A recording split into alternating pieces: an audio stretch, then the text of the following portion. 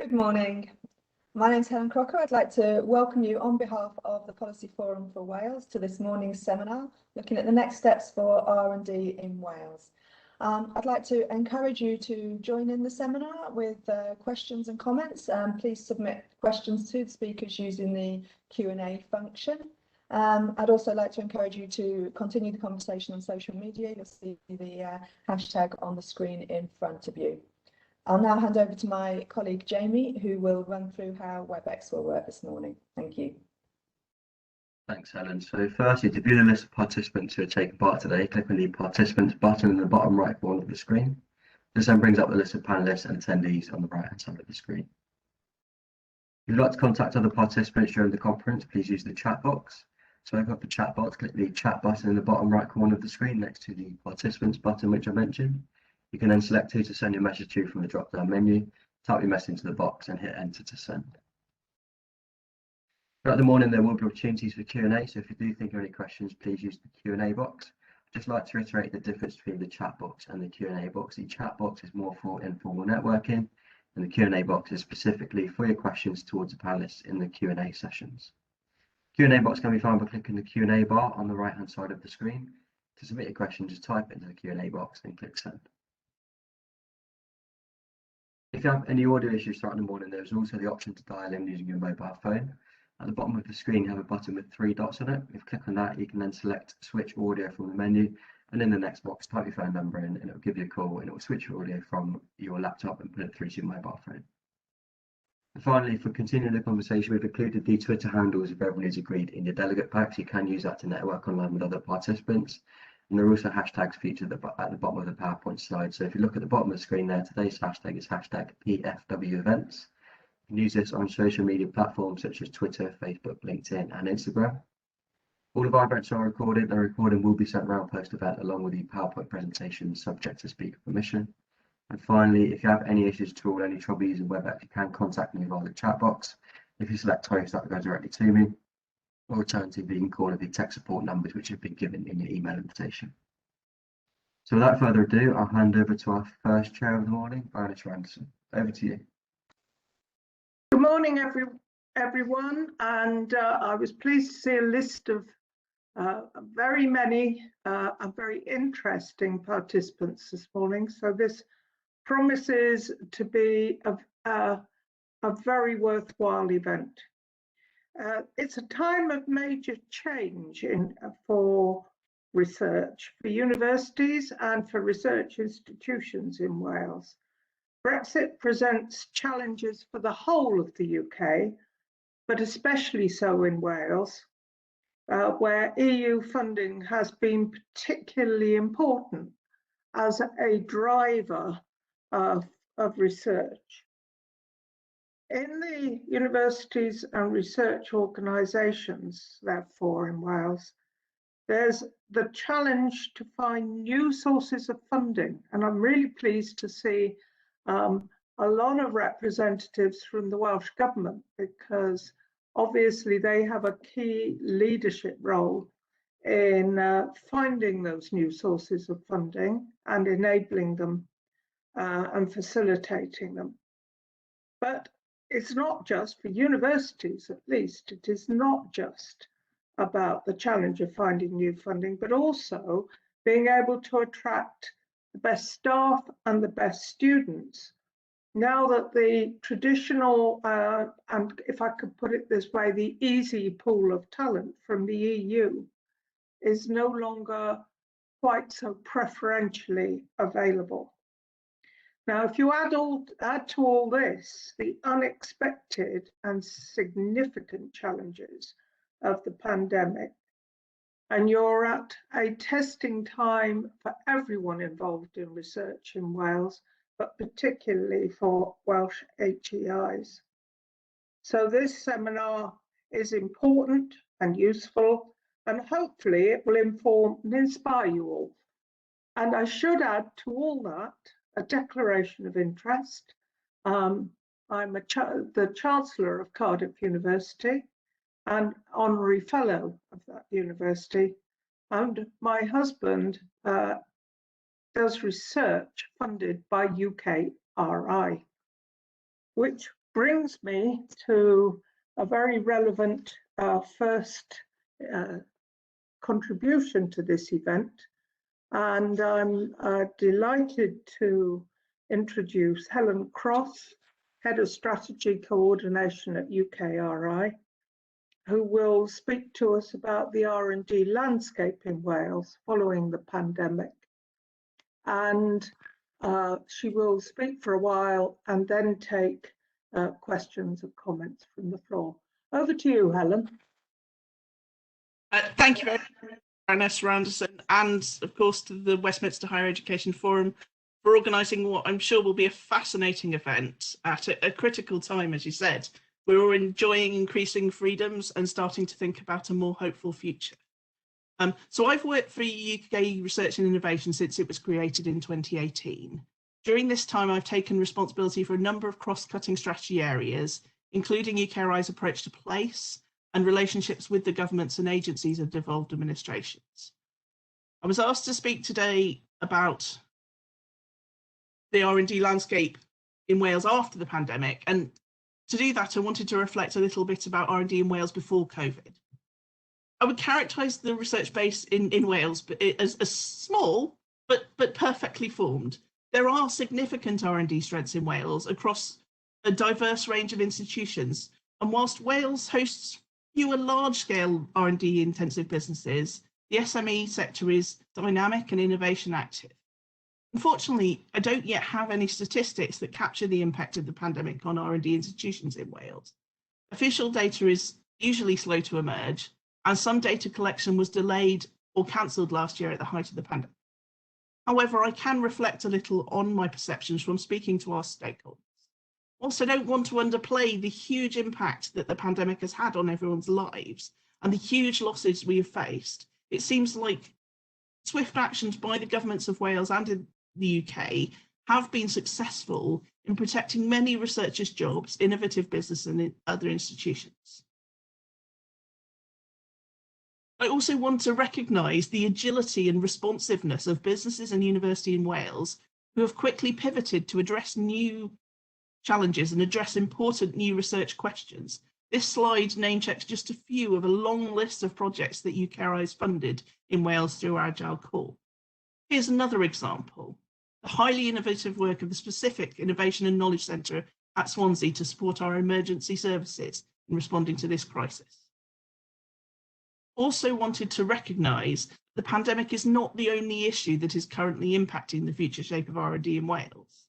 Since 2014, with the decision to spend a significant element of the ODA budget on research and innovation, the community has worked to establish high quality collaborations across developing countries and build a powerful portfolio of projects.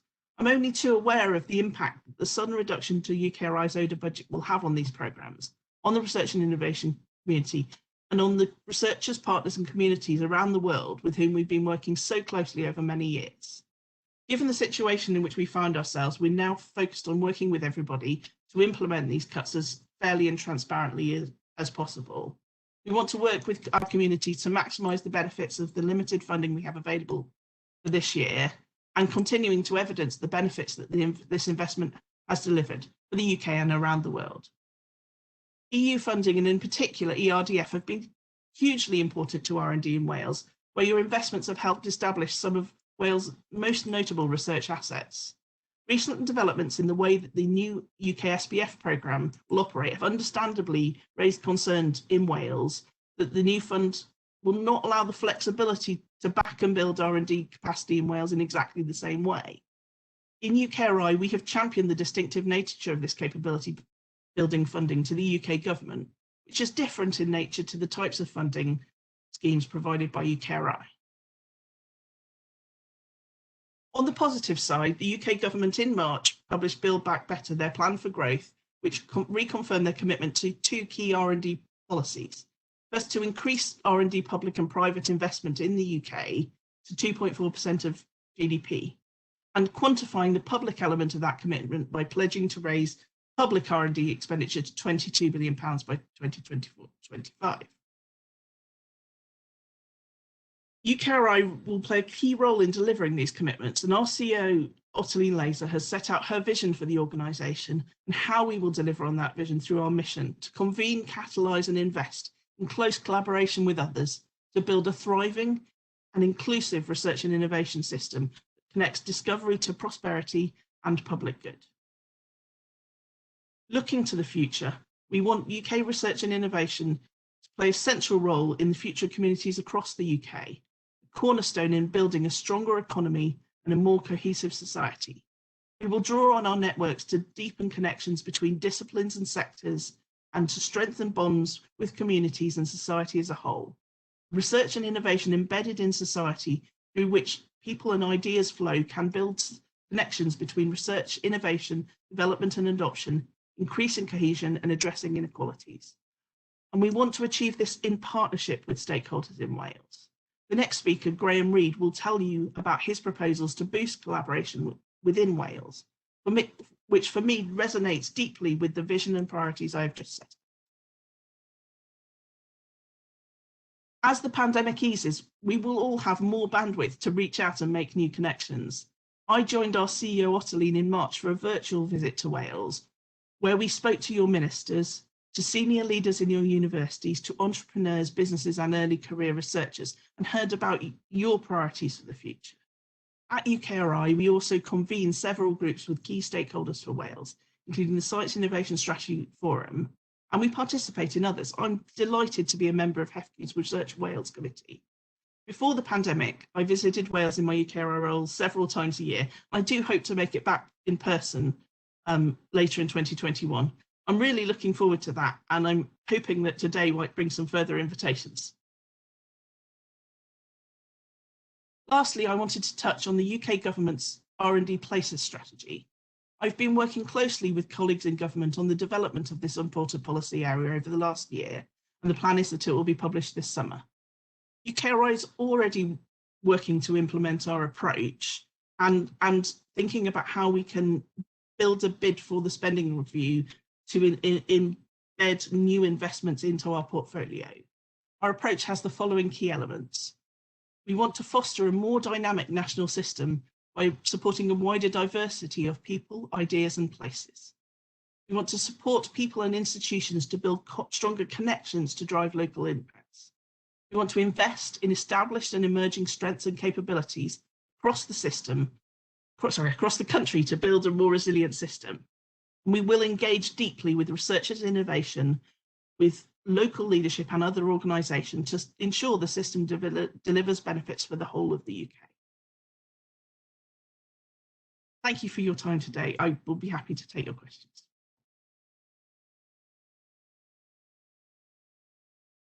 Thank you very much, Helen. As Helen has pointed out, the EU funds, which totaled about £340 million, were spent on R&D in Wales since 2014. That is a huge hole to fill. And she also mentioned, of course, a recent blow which affects the whole of the UK to research funding, which was part of the ODA and which has been cut suddenly. And Helen put a figure on it, a cut from £422 million to £125 million from that source of funding in 1 year. That is a huge challenge. And I think, therefore, you were very positive, Helen, in your contribution. But it is a steep hill to climb, isn't it? And my first question is, we just had an election here in Wales for a new Welsh government. And last night we had the news that Jeremy Miles, who is a very experienced minister, will now become the education minister. We knew we were going to have a change of education minister because Kirsty Williams was retiring from the Senedd. So my question to you is, to what extent do you mentioned a meeting with Welsh ministers, how important are those links to UKRI and hence therefore to the research sector in general in Wales? And my second question is, you've emphasised collaboration.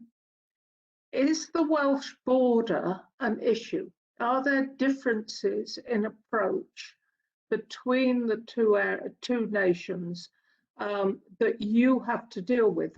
I'm not in any way suggesting there shouldn't be differences, but are there noticeable differences that present challenges for you in ensuring that collaboration is as easy as possible? And having asked those questions, giving you a few minutes, a few seconds to think of an answer, there are no questions in the Q&A sector, but someone has just flashed up, but I've lost it now, that they're having trouble posting stuff in there. If anyone else is having trouble posting stuff in the Q&A, can you let me know, let us know? There is a question coming up. Thank you very much. Answer my question first, and I'll come on to the others, Helen. So how important are those relationships? Well, I guess the first thing I'd like to acknowledge is because sort of responsibility for R&D is a matter that is partly reserved and partly devolved. The relationship we have with the Welsh Government is vital to make sure that our strategy for supporting R&D can be joined up. It's not something that can be divided. Our relative contributions, you know, through HEFCU and the Welsh Government's investments, everything is built on that investment. So you know, UKRI might put a call out, but you know, those people are only employed because of the investment that the Welsh Government, HEFCU and universities and businesses have made. So it's really important to us to have an ongoing dialogue, recognizing that, you know, there may be challenges at times where our approaches are not perfectly aligned, and it's our job to try and talk through that and work out how to make it work. Is the Welsh border an issue?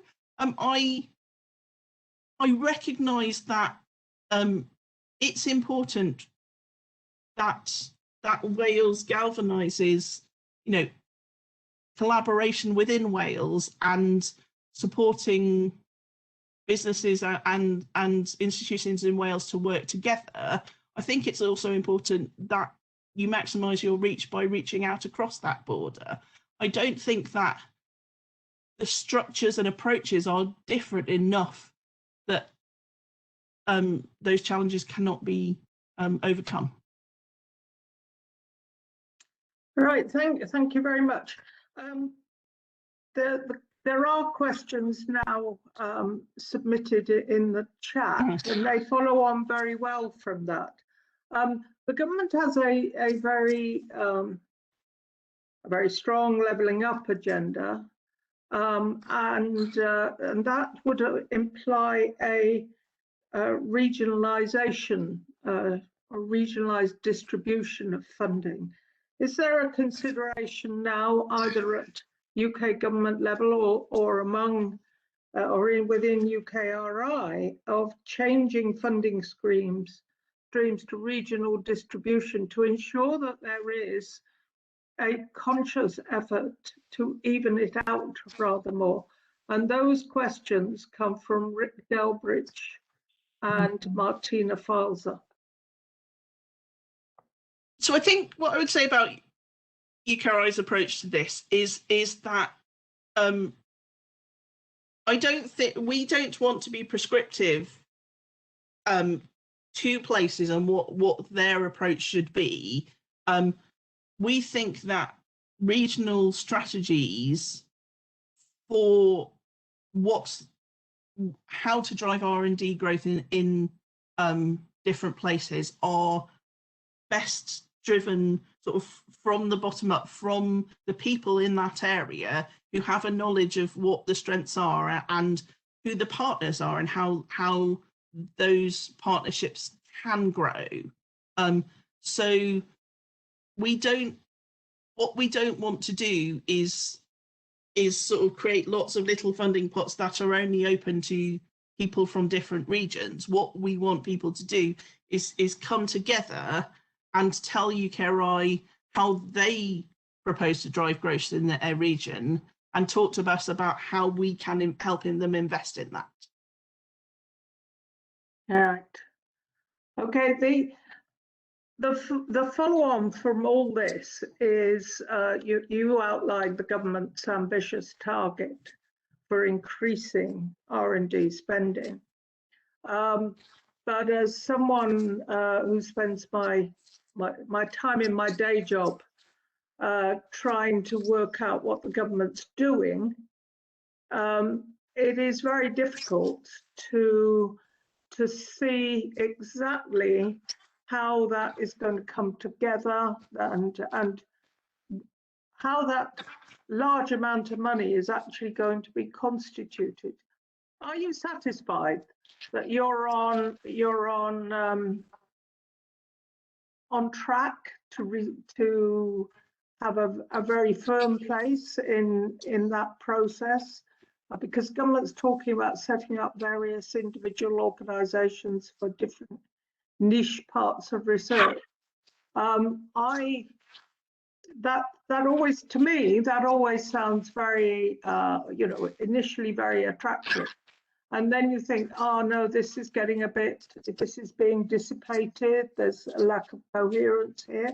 I'd just like your comments on that. So I think in the last couple of years, obviously, it's been a time of great uncertainty. Since UKRI was created, we have had a steady increase in our budgets. Right now, it feels quite like we're squeezed, but the reason for that is actually, we did get a considerable slug of money extra last year that was invested in new research unexpectedly to tackle COVID, and the tail of that research money is still going on, which means that this year, in fact, we're more committed than usual, and because research is a long-term endeavour, we are an organisation that operates with a high level of commitment from year to year. I don't doubt that a spending review later this year that set out a long-term trajectory for UKRI's budget to continue to increase and give us more freedom to plan ahead and would sort of funding mechanisms that would give the community more certainty about what was going to happen in the future would be very welcome as we come out of this period of uncertainty. But we do welcome the continued restatement of the 2.4% commitment and the commitment to the total level of public R&D. UKRI is the biggest single funder in the R&D system, but actually we're only a small part of the R&D system. We don't expect to be the only operator, and we do want to work in partnership with others. I think you may have referred to ARIA without saying the exact words. I think it's quite an exciting organisation or an exciting proposal, and it's also very small in comparison to UKRI's annual budget. I think actually a diversity of investment in the system is a good thing. And I hope that the community will also take to ARIA and sort of make suggestions about how it could operate differently to UKRI and exploit the freedoms that ARIA will be given. Right. Thank you very much for that. There's a question now from Gemma Roberts who says, Kirsty Williams has stepped down, and I'm sure you met Kirsty in your visits here. And there is a new education minister, but Kirsty focus was very rarely on HEIs and R&D. Responsibility for that seemed to sit with health and well-being. Do you think the Welsh Government ought to have more focus on R&D, possibly in the form of a minister with sole focus? I think we're a bit late for that idea since the new cabinet was announced yesterday, but they can always think of that for the future. So I think that the most important thing really actually is join up across the system. And I know that Peter Halligan has done a lot to advance that in Wales. Although obviously the minister with responsibility for innovation in the universities has a strong role to play, but there's also considerable amounts of R&D, for example, going through the health and the environment and other ministries in government. And I think having a joined up approach and working together to maximise the benefits that come from these investments is the most important thing. Yes, well, there's an interesting PS, Helen, from Rick Dalbridge, which says that he's heard that research and innovation may be going to sit in the economy brief this term. Now, if that was the case, I think that would fit your remit really well. It would fit UKRI's approach, wouldn't it? Because it is very much an across-the-board approach rather than a sectoral approach. And I think that, opportunities to join up with different stakeholders in Wales is something that we want to explore in UKRI going forward. So I don't know that I really have a view about where or know enough, frankly, about the Welsh Government's structures to make a pronouncement on where it should sit. I think that what I'm keen to do is make sure that we understand, who wants to work with UKRI and wants to help take forward a sort of a shared approach to investing in R&D to benefit the people of Wales. Yep. Well, UKRI has been one of the success stories of recent years.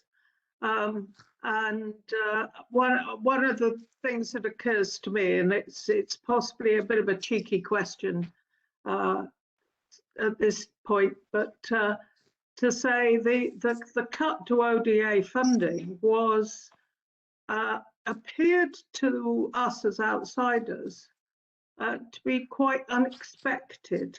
Now, the cut to overseas development aid was announced, some many months ago, but the impact on UKRI came as a bit of a surprise to some of us.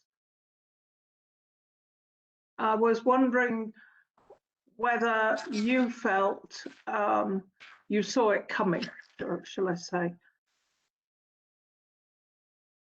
So I think that we recognise that obviously the government's decision to limit the amount of money they spent on ODA was going to impact us. We did not know significantly before we reached out to our community what the level of that cut would be to our programmes, and we do recognise the serious challenges that have come about as a result of that. Obviously, the ODA budget goes to service many important priorities, and for example, balancing money spent on overall R&D compared to work to advance the climate crisis ahead of COP26 was one of the considerations that government needed to balance there. I think all I can do really is thank the community of people that have been affected for working with us hand in glove to try and tackle the challenges of reducing the budget and preserve as many projects underway that we could. Thank you very much, Helen. Thank you for kicking us off with a very stimulating introductory contribution, and we wish you well in your future role, and hope you can conjure up lots of additional pots of money. Thank you very much indeed. Thank you very much for your time today. Now we move on to Professor Graham Reid, who is the author of a major report in relation to Wales and research. And the title of Graham's contribution is Driving Research and Innovation and Improving Collaboration Between Welsh Universities. Over to you, Graham. Thank you very much, Baroness Randerson, and thank you to the organisers of this conference. Can I, before you go any further, I should have said this right at the beginning. My name is Jenny, and it's much better than Baroness. Thank you. Okay, Jenny, thank you. I'm afraid I'm dialing in on the phone, so I'm going to ask the conference organisers to show slides on my behalf. I will not be able to see those slides as they're shown, but I'll try and do a quick check from time to time in the hope that we're all talking to the same point in the presentation. So in slide 1 first, I'd like to focus this morning on a report that I was asked to prepare last year by Universities Wales, and in particular, Professor Paul Boyle, the Vice-Chancellor at Swansea, commissioned this report in a capacity he has at Universities Wales. The report was prepared against the funding environment shown in slide 2. As Helen said, the UKRI budget and the budget of research councils before it has actually grown quite significantly over the last decade. Of course, there are bumps along the road. It's not a smooth upward path, and ODA has reminded us of that if ever we needed it. And of course, the perturbations caused by Brexit have been a further reminder of that. But when you add up the overall picture, UK public spending on research has been growing at quite a significant pace over about a decade. The losses from Brexit and ODA are dwarfed by increases in other UKRI spending streams. And so the overall environment is really pretty healthy. There's a strong narrative from the UK government on regional disparities, but we're still waiting for that narrative to convert itself into practical action. I have lost count of the number of times we have been promised a shared prosperity fund. We've now got a levelling up fund, and we've got various other regional initiatives, but we are always told that something is coming in a few months' time, and that remains the position at the moment. I'm forever an optimist, and I'm hoping that over the summer months we really will see a place strategy, and we really will see a levelling up white paper, and we really will see some sort of practical steps taken to address this issue of regional disparity that has been a perennial feature of the United Kingdom throughout my adult life. In Wales, one of the significant changes, and not a good change, is the end of EU structural funds. Now, we can have a debate another time about whether EU structural funds actually addressed the state of economies across Europe. I think the evidence at best is patchy on that front, but without question, EU structural funds made a sizable contribution to the research and innovation landscape in Wales, and that money is no more. And unfortunately, the end of structural funds has coincided with the inevitable pressures that COVID brings on Welsh government budgets. So it's not a very happy combination. Against that background, I was asked to prepare a report, and the core thinking of the report appears on slide 3, where I had been struck from earlier work I'd done in Wales by just what a wonderfully diverse range of institutions there are within Wales.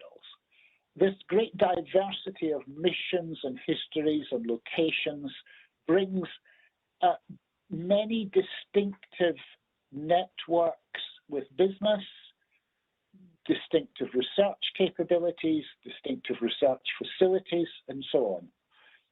And when I was preparing the report that became Strength and Diversity, the core question was whether or not Wales was making the most of its diversity as well as making the most of the strengths of individual institutions. Now, on slide 4, there should be a map of the UK that tags a few of the groupings of universities that have formed organically in some other parts of the UK. Groupings of universities that are designed to bring together like-minded institutions with a broad range of characteristics so that they can, on the one hand, share experiences, but more particularly, join together in many different ways to prepare funding bids, investment proposals for business, collaborate with charities, and do all sorts of other things in groupings that keep forming and reforming project by project, but within the same community of people. And on slide 5, I just tag a few more of these because the map would be very crowded indeed if I tried to include all of the groupings that exist. Because there's Yorkshire Universities and London Higher and the Oxford Cambridge Arc and South East Science, and it just goes on and on and on. In fact, only this morning I discovered that there's something called NP11, which is apparently a gathering of 11 local enterprise partnerships within the north of England. And that's, I think that may be something that has just formed. These groupings around the country have proved to be popular, self-financing, and as far as I can tell, really pretty effective at making the most of capabilities within various bits of the country. Jenny, you talked about the Welsh Border. One of the characteristics of the Welsh Border is that when you look to the western side of that border, you find that there's no such grouping of universities. And I thought that that was a peculiar gap in the Welsh landscape, let's put it that way. If we go to the next slide, the COVID pandemic has been an absolutely ghastly affair that has brought tragedy to far too many families. But there just might be some benefit to be had, some benefit to be harvested from this awful experience. Without question, COVID has changed attitudes to distance. Today, I'm in Wales at the moment. I'm going to be in the south of England and in London all before lunchtime while sitting in my study. The attitude to collaboration has changed. It is now more widely accepted, I would argue, that collaboration is not something that just drains resource out of us. It actually adds value to our work. And if I think about potential for collaboration in Wales specifically, then on the next slide, slide 7, the initial focus on regional initiatives for Wales, to my mind, could include the creation of a common protocol for universities, so that if universities are collaborating together on a project, they don't have to build every collaboration from scratch. They can start with a protocol that gives them an agreed basis for working together on, say, managing intellectual property, sharing facilities and research accommodation across institutions, perhaps, as has happened in Scotland, employing researchers not to work in one university alone, but to work in a research domain that is active across more than one university. And of course, a common protocol for how to put together joint bids to UKRI, businesses, charities and others in a way that Helen touched on in your last question. Now, this all might sound fine and very happy stuff, but on the next slide, I want to highlight some of the risks that come with this. This is not plain sailing. I think that on this slide, I point to 3 of the risks that exist. And these are drawn from experiences of similar groupings of universities in other parts of the UK. First of all, I think there's a risk that it is done at insufficient scale. This is going to work better if it involves all universities in Wales and takes advantage of all capabilities. Secondly, I think that there's a risk if it's not done with sufficient substance. It's not good enough just to do the easy bits. Some of these collaborations are going to be difficult to negotiate, but very often the difficult bits are the most valuable bits. So don't back away from difficult bits and then pretend that you've created a protocol. And thirdly, I think there's a risk of giving it all insufficient time. It will not be put together overnight. It will take some time to build trust and confidence, and indeed to reach agreement on the difficult bits. If we go to the next slide, I mention a 4th risk, and that is a risk of doing nothing, but sitting and waiting for somebody to deliver a Welsh share of UKRI funding or somebody else's research funding. I know that the previous Welsh government had a policy, a stated policy, that the UK government would somehow or another deliver a Welsh share of research funding. I have observed that position now for several years, and I see no sign whatsoever of the UK government moving in that direction. And I think that time spent waiting for that to happen is time during which other people are realigning themselves around new funding opportunities. And so I think that waiting for somebody to take the problem away is perhaps the biggest risk of all. If I go to slide 10, and I'm going to go through this quite quickly, there's a lot of words on here, but in the report, Strength and Diversity, I set out a number of recommendations, and the essence of it is that I recommend that a new grouping focuses initially on capturing the maximum possible share of funds through new regional initiatives.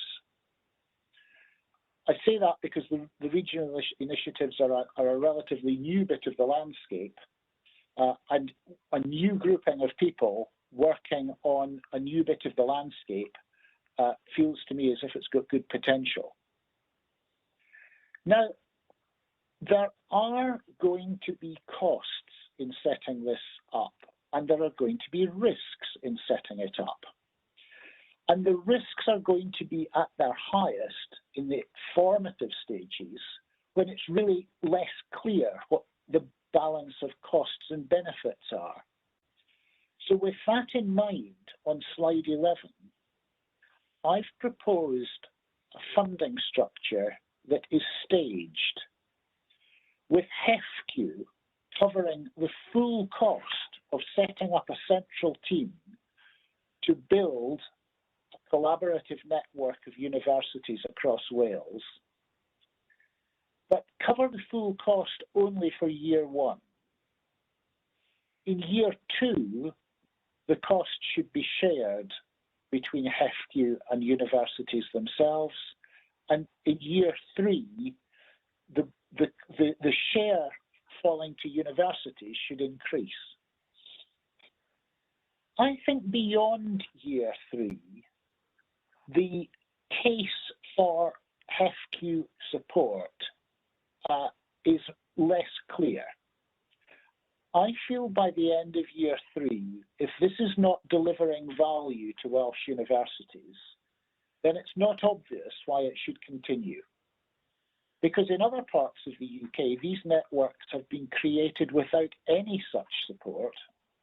They've been created entirely at university expense.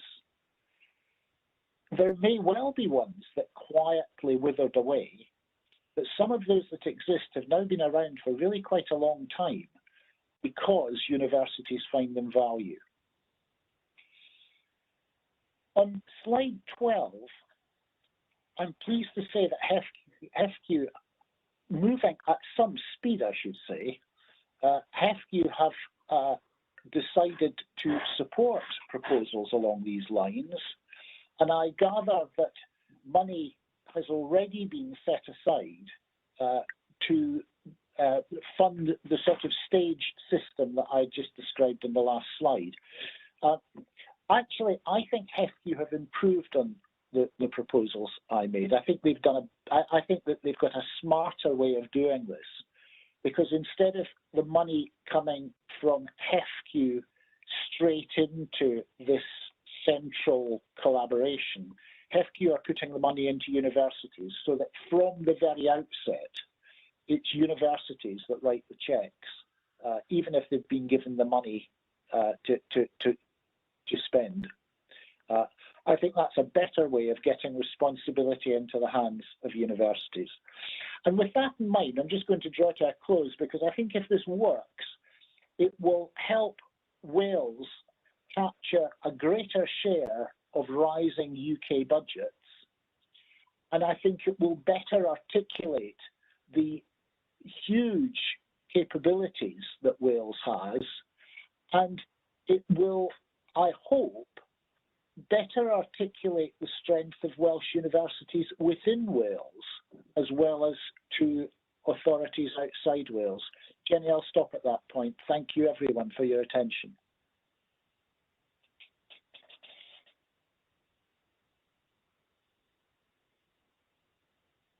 Thank you, Graham. That was stimulating, and for anyone who hasn't read Strength in Diversity, it contained a lot of very thought-provoking issues that first time around really strike one as fundamental.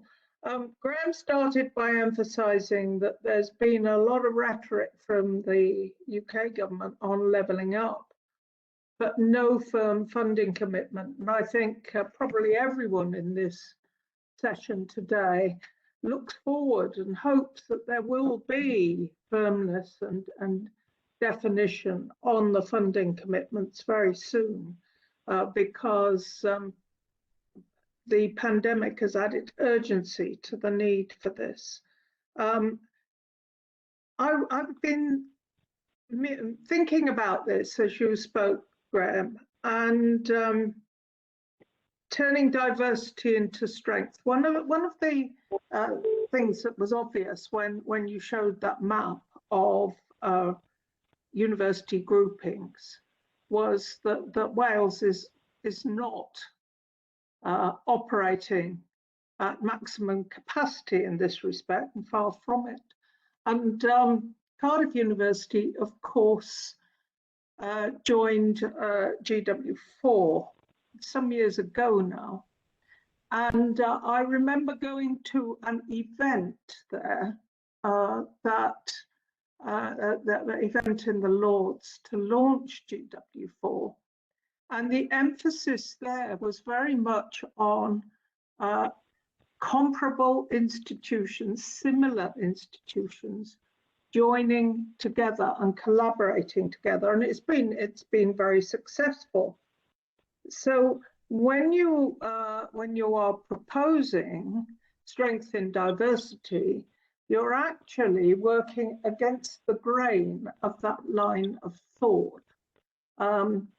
Now, I don't want to sort of put a damper on your ideas, but about 4 or 5 years ago, I chaired a group that produced a report on museums in Wales and heritage organisations, and we suggested something very similar, that they should coordinate, collaborate, share things, and create strength in diversity. And I regret to say that hasn't happened. What I am about to ask you, and we'll move on to my first question because I can't see any questions in the chat or in the Q&A, and I urge people to put them in. What I wanted to ask you is, do you see therefore that the HEFCU intervention is absolutely key to avoiding your report going the same way that my report went, and that it is the key to unlock, to persuade, to nudge universities into collaboration with partners who they might not normally look towards? And the second question is a very specific one. In the vast range of other university collaborations, is that diversity a common theme? Does it work elsewhere, or is it more normal to have partnerships among similar types of institutions? Right, so two related questions there, and if I could take the second one first. When you show a map with lots of coloured dots on it, it kind of hides as much as it shows. These various groupings of universities each have their own characteristic. It's not like there's one model that has been replicated across the UK.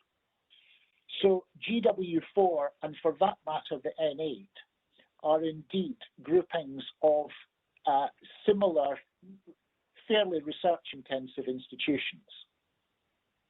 On the other hand, Yorkshire universities and the Oxford-Cambridge Arc are groupings of institutions that are, I would say, of similar diversity to what you'll find in Wales.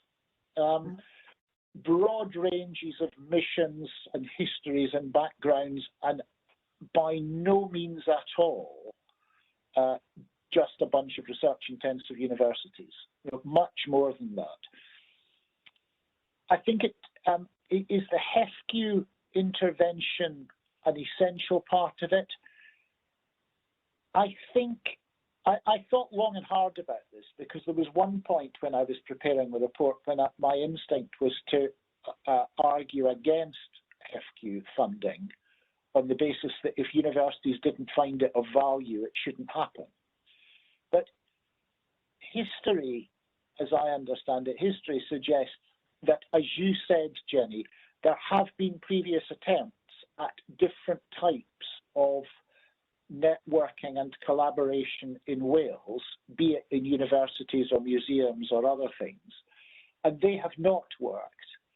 And it was the difficulty with previous attempts that made me think that we needed to provide a financial incentive to get past the initial few years. But I don't want the incentive to be so big that universities are just chasing the HEFQ grant rather than chasing the prospect of building a new cluster.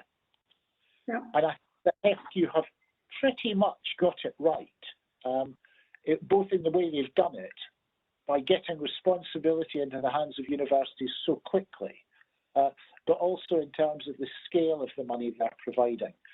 So I'm actually not, I'm not a great fan of solving every problem with taxpayers' money. But I think on this occasion, there really is a compelling case for HEFQ to provide funding for a few years. Thank you. There are some questions coming now. Martinez says that there are strong networks and partnerships across Wales to build on, and she'll be talking about that later. So stick with us in the next section, everyone, please.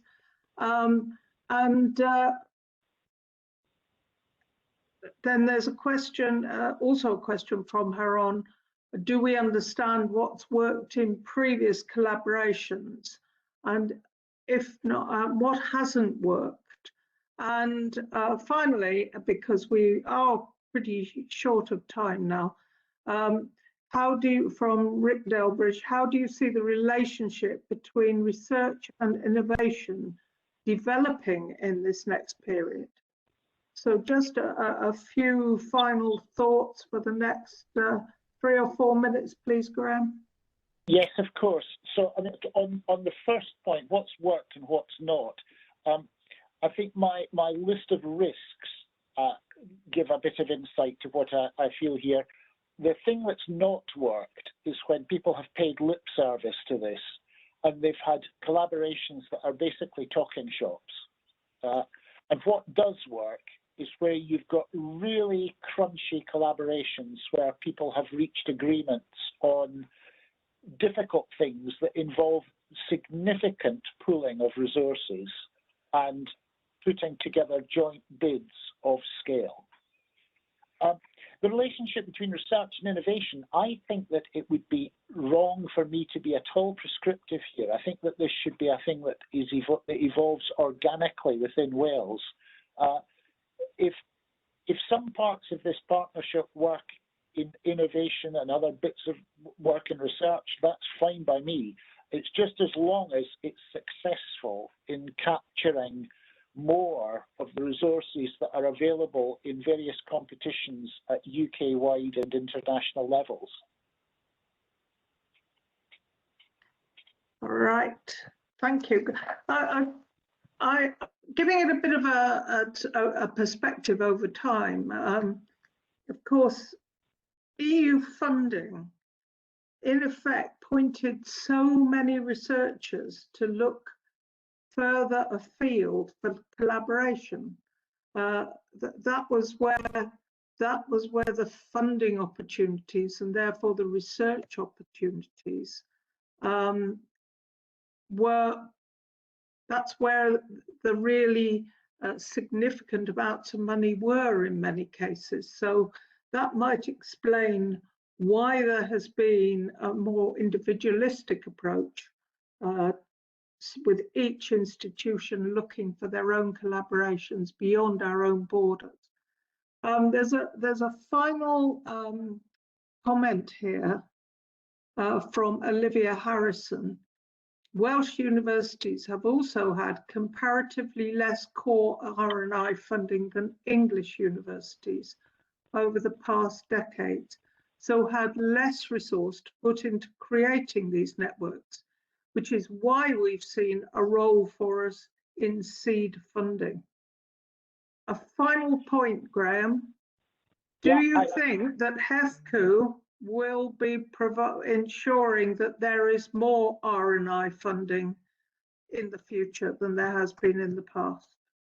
Well, I don't think HEFCU can actually deliver that without support from the Welsh government. Obviously, yeah. And I think that I agree entirely with Olivia's point.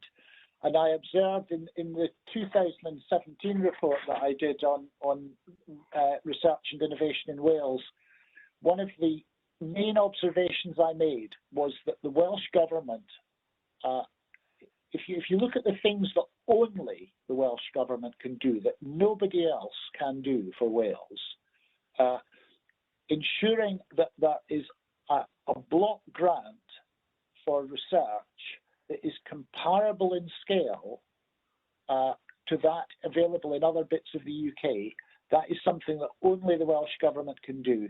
The underpinning funding for research from the Welsh government has been very significantly below the level available to universities in Wales and Scotland. And without question, it means they go into funding competitions with one hand tied behind their back. You cannot escape that. And the data is, I think, really quite straightforward in demonstrating that phenomenon. So I do indeed agree with Olivia's point. Yeah. Thank you so much, Graham. You haven't pulled any punches, and we have a very firm foundation now for the discussion in the rest of the morning. We're very grateful to you. And it would have been really nice to have been able to see you to wave bye-bye. Thank you. It was a great pleasure. Bye. Okay. And thank you for your contribution in your report. We now have 3-minute comfort break. We'll be back at 5 minutes past 10.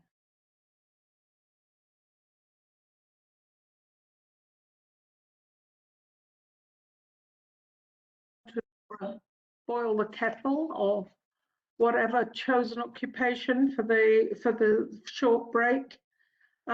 We now come to a panel discussion, which is where we have to move on smoothly and slickly from one contributor to another. And the topic flows on perfectly from the contents of Graham's presentation. It's a totally logical development. And our first contributor to this session, which is called Developing a Collaborative Culture Among Welsh HEIs. So in other words, we've had the big picture, what HEIs and research institutions should be doing. Now we are moving into how you actually do it, the nitty-gritty. And our first contributor is Olivia Harrison from HEFCU, much talked about already. Over to you, Olivia. Thank you very much, Jenny. So yes, I'm going to briefly talk about developing collaborative culture amongst Welsh universities, and I'm going to do this from the perspective of HEFCU. So for those of you that don't know who we are an arm's length body from Welsh Government and allocate Welsh Government funding to universities in Wales. Our role is up for you here, but in particular relevance to R&I, our main role is, as I said, to fund and also to influence. When I talk about funding, the majority of what we do is core funding. So last year that was around 91 million.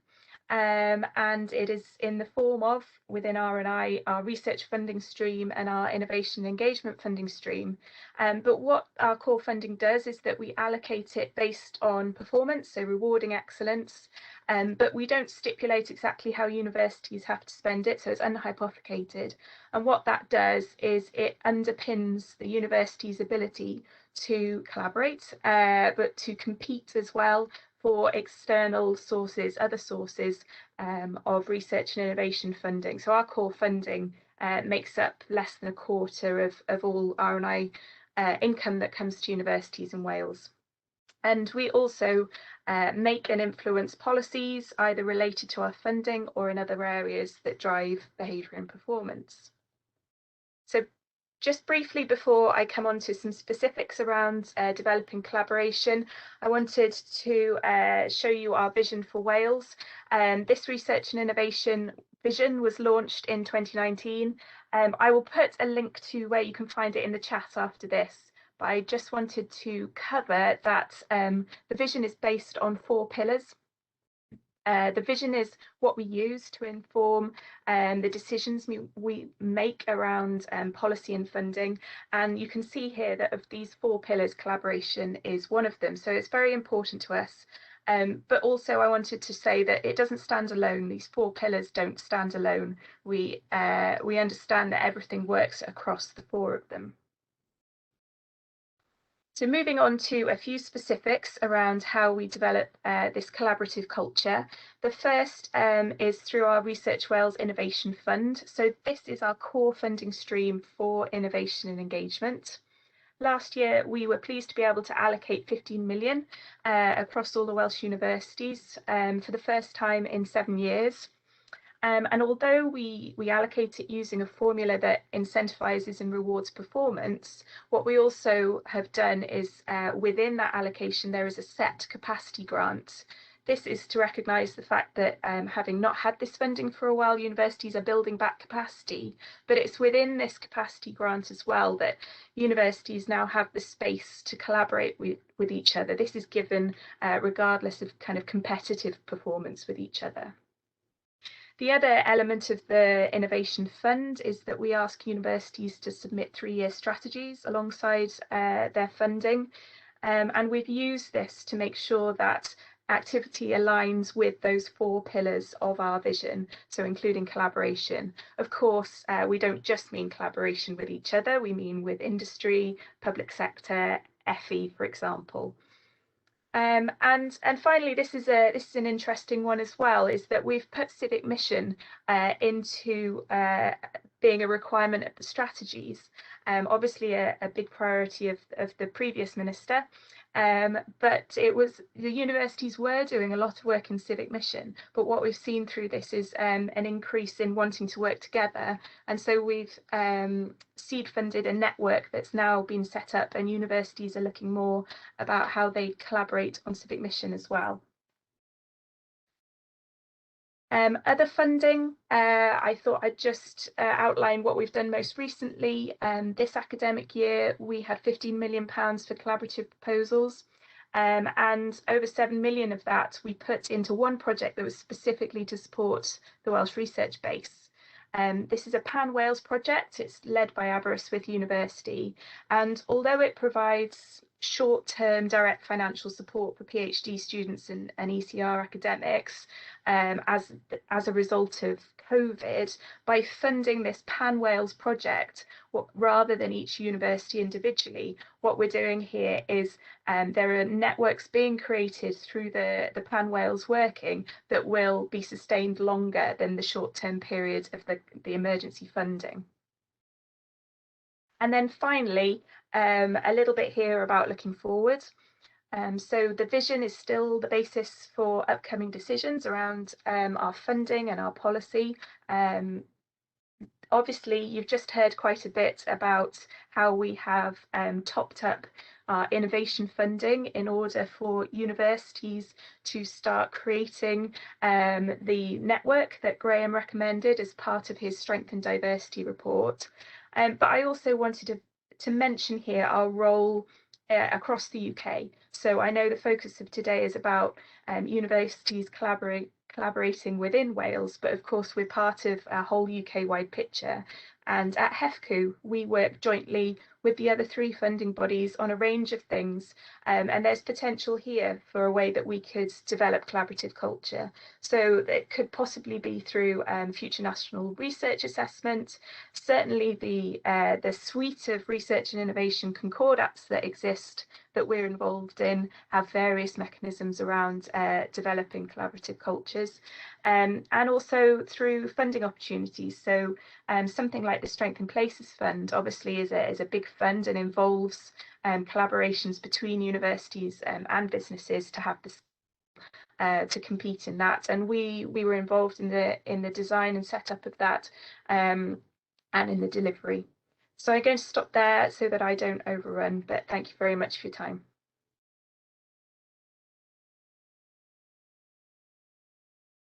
Thank you, Olivia. That was commendably brisk and time. And we'll come back to you for questions. Next, we have Professor Rick Dalbridge from Cardiff Business School, Cardiff University. Your opportunity now, Rick. Thanks very much, Jenny, and morning, everybody. Pleasure to be here. Very interesting set of discussions and a very timely set of discussions, I think.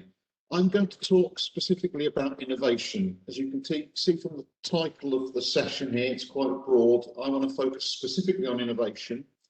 I'm the co-convener of the Centre for Innovation Policy Research at Cardiff University, and we're currently working with Cardiff Capital Region on the design and delivery of a challenge fund, which I think is the sort of example of mission-oriented innovation that involves universities partnering with, in this case, the 10 local authorities of the Cardiff Capital Region to try and both address societal challenges and create commercial opportunities. This is the sort of collaboration I think UK government policy is expecting us to be doing more of and doing better. So hopefully we're contributing to that in the work we're actually doing at the centre. But the focus for my presentation will be a report that we've just completed for the Innovation Advisory Council Wales, commissioned by Welsh Government, looking at innovation policy as Welsh Government looks to refresh and revise its innovation strategy over the next period. I've got 3 slides that will pick out a set of issues and then a more positive painting of a picture of recent developments, some of which you've heard about already this morning, and then some bigger picture questions or issues for contemplation. So we've just finished speaking to 55 stakeholders from across business, public sector, HE, Welsh Government, and there are a number of issues that have come up with which I have some sympathy, I have to say. There's quite a degree of scepticism about universities' capacity to deliver on the innovation agenda. There are concerns, and you've heard a little bit about this already, that innovation funding has been skewed towards universities, but that Wales has been underfunded, and I think we just heard some more information about that and a more positive picture that the RWIF funding does provide. And Graham's report from around 2017-2018, the first review, highlighted both of these points, and reported a comment which I think captures some of the issues that I was hinting at when I asked the question about research and innovation, which he didn't bite on. The view that science had captured the term innovation, which I think leads in particular to questions about how the innovation agenda will be developing and pushed forward within Wales.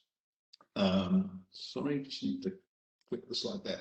So first, in addressing some of these issues, I would recognise and celebrate some very promising examples of the sort of activity that I think will be increasingly necessary. I'm sure we're all familiar with the developments around compound semiconductors and the cluster that's being nurtured and supported by universities and through industry collaboration. There are very specific and I think quite exciting innovation investments being made, for example, in Bangor with MSpark and the soon to be completed Spark building in Cardiff, the latest addition to the innovation campus that's been developing on Mainly Road there. And there are very, I think, strong university-led innovation initiatives such as Agor IP, and I've spoken to Helen about that recently, and Aber Innovations. So I think there are some promising examples of the sorts of practice that I at least would encourage and like to see more of in the future. And it should be said that the WIN network that's being coordinated by HEFCO also contributes to that encouraging set of developments. So what might be needed in the future? What might we be lacking? Well, of course, part of the answer to that's always going to be money, but how should that money be used, and are we best placed to deliver on the agenda if we are successful in securing funding? Well, my argument would be we need incentives to deliver on the innovation agenda in universities, and recognising that science and innovation are linked but are not the same. And I think there are big questions across the whole UK whether the higher education institutions are sufficiently equipped to deliver on an innovation agenda that sits alongside and builds from the science that we're involved in delivering.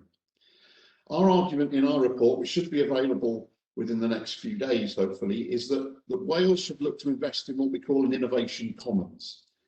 That's the landscape, the resources, the skills, the capabilities, the connectivity of an innovation ecosystem that contributes to new future innovation and delivers future excellence in this space, rather than putting our eggs in a small number of baskets and chasing a small number of winners. We think nurturing that innovation commons will be important to the future development of innovation in Wales. And thirdly, a bigger picture question, perhaps, if you are persuaded by my contention that perhaps universities are not in and of themselves well placed to deliver the innovation agenda, what institutional change development might we need? We heard a bit about the role of HEFCU. There's also the Learning Society of Wales, which I'd like to think can make a contribution in this space as independent brokering body. But do we need an independent national innovation body that sits beyond and alongside Welsh Government? A number of the contributors to our report were really quite concerned about where innovation was in Welsh Government's agenda. One described it as the orphan child. I've just had confirmation of developments that innovation and science are both going to sit within the economy department in the new Senate. I personally think that's a good development, but it remains to be seen whether innovation will be given sufficient prominence and recognised in a more capacious sense its contribution that it can make to the challenges that we'll face in Wales in this next period. So they're the key points I wanted to make. As I mentioned, we have a report that we should be able to make public fairly soon. We've written a blog a few months ago as an initial provocation to this debate, and I look forward to hearing your thoughts and contributing to the discussion in the next period. Thanks very much, Jenny. Thank you, Rick. A great deal of several really chunky positive proposals there. We now move on to Professor Martina Filzer from Bangor University. And I can see you there, Martina. It's your turn next. Thank you, Jenny. Thanks for the invitation. It's a real pleasure to be here, and I'm really pleased that we're talking about collaboration in Wales and developing a collaborative culture. Just a bit of context, my perspective on this comes both from being a co-director of a pan-Wales externally funded research institute, the Wales Institute of Economic and Social Research and Data, but also chairing the Research and Development Concordate Group at Bangor, which has obviously a particular interest in the development of early career researchers and research culture more widely, and some of the issues that we have in that area in HE. I wanted to start by this kind of pointing out that there are two particular elements to thinking about collaboration in research. Capacity building, training and development, career planning, those kind of more structural elements. And then, of course, the substantive aspect of the, working together in terms of our research expertise and pooling research. So I have, as I mentioned in the comments, tried to kind of consider and just picked out a fairly random list of examples of where we actually already supporting a collaborative culture. And I think it's really important to reflect of what we have in Wales.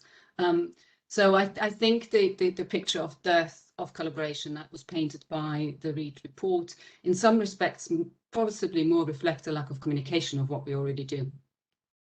So in the funding space, of course, we've got Sir Cymru, or we had Sir Cymru, and Pan Wales funding schemes, HFQ, Health and Care, Research Wales, that in some instances require us to work together collaboratively already in their funding streams. We've got capacity and structural support for researchers through the Learned Society of Wales, as Rick has pointed out.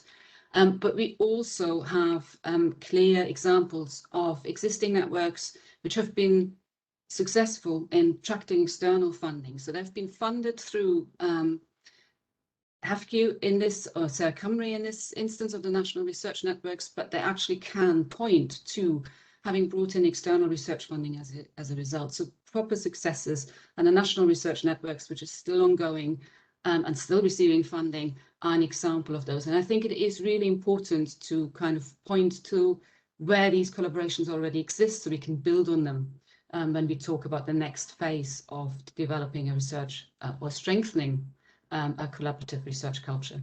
So I thought that was quite important to point that out. I've got a couple more on the next slide. And again, the longevity of some of those research collaborations is noteworthy. Wizard in particular is building on a really long-standing collaboration amongst social scientists across Wales, and is externally funded by UKAI and has been for the past 10 years or so. And again, a success story in terms of generating more research income for Wales. So when we talk about the next steps, I think it's important to reflect and review what has worked, what we have in Wales, and what we can build on. A kind of newer developments, there is an All Wales Masters in Education teaching programme, which now is developing into research collaborations. And again, you know, just showing what can happen if there is the backing in terms of financial and political will to offer higher education across the whole of Wales and systems there. I do think it's important that we're not naive about the barriers to collaboration. And there's a lot of talk about collaborating to be more competitive, but there is a natural tension between competition and collaboration. And I think that is something we need to be mindful of. I'm not saying we don't, you know, competition might be the way to allocate funding in some instances, but it doesn't necessarily lend itself for collaboration and collaborative culture. And that is permeating higher education much more pervasively than just in the competition for funding, a research funding stream. So, you know, we are competing for students, we are competing on a number of levels, and that is something that has really affected also how we act as individuals within that space. So just to be mindful of some of the potential barriers. But that we are talking about this and that we're putting resources towards it in a more coherent and maybe a more coordinated way is really important.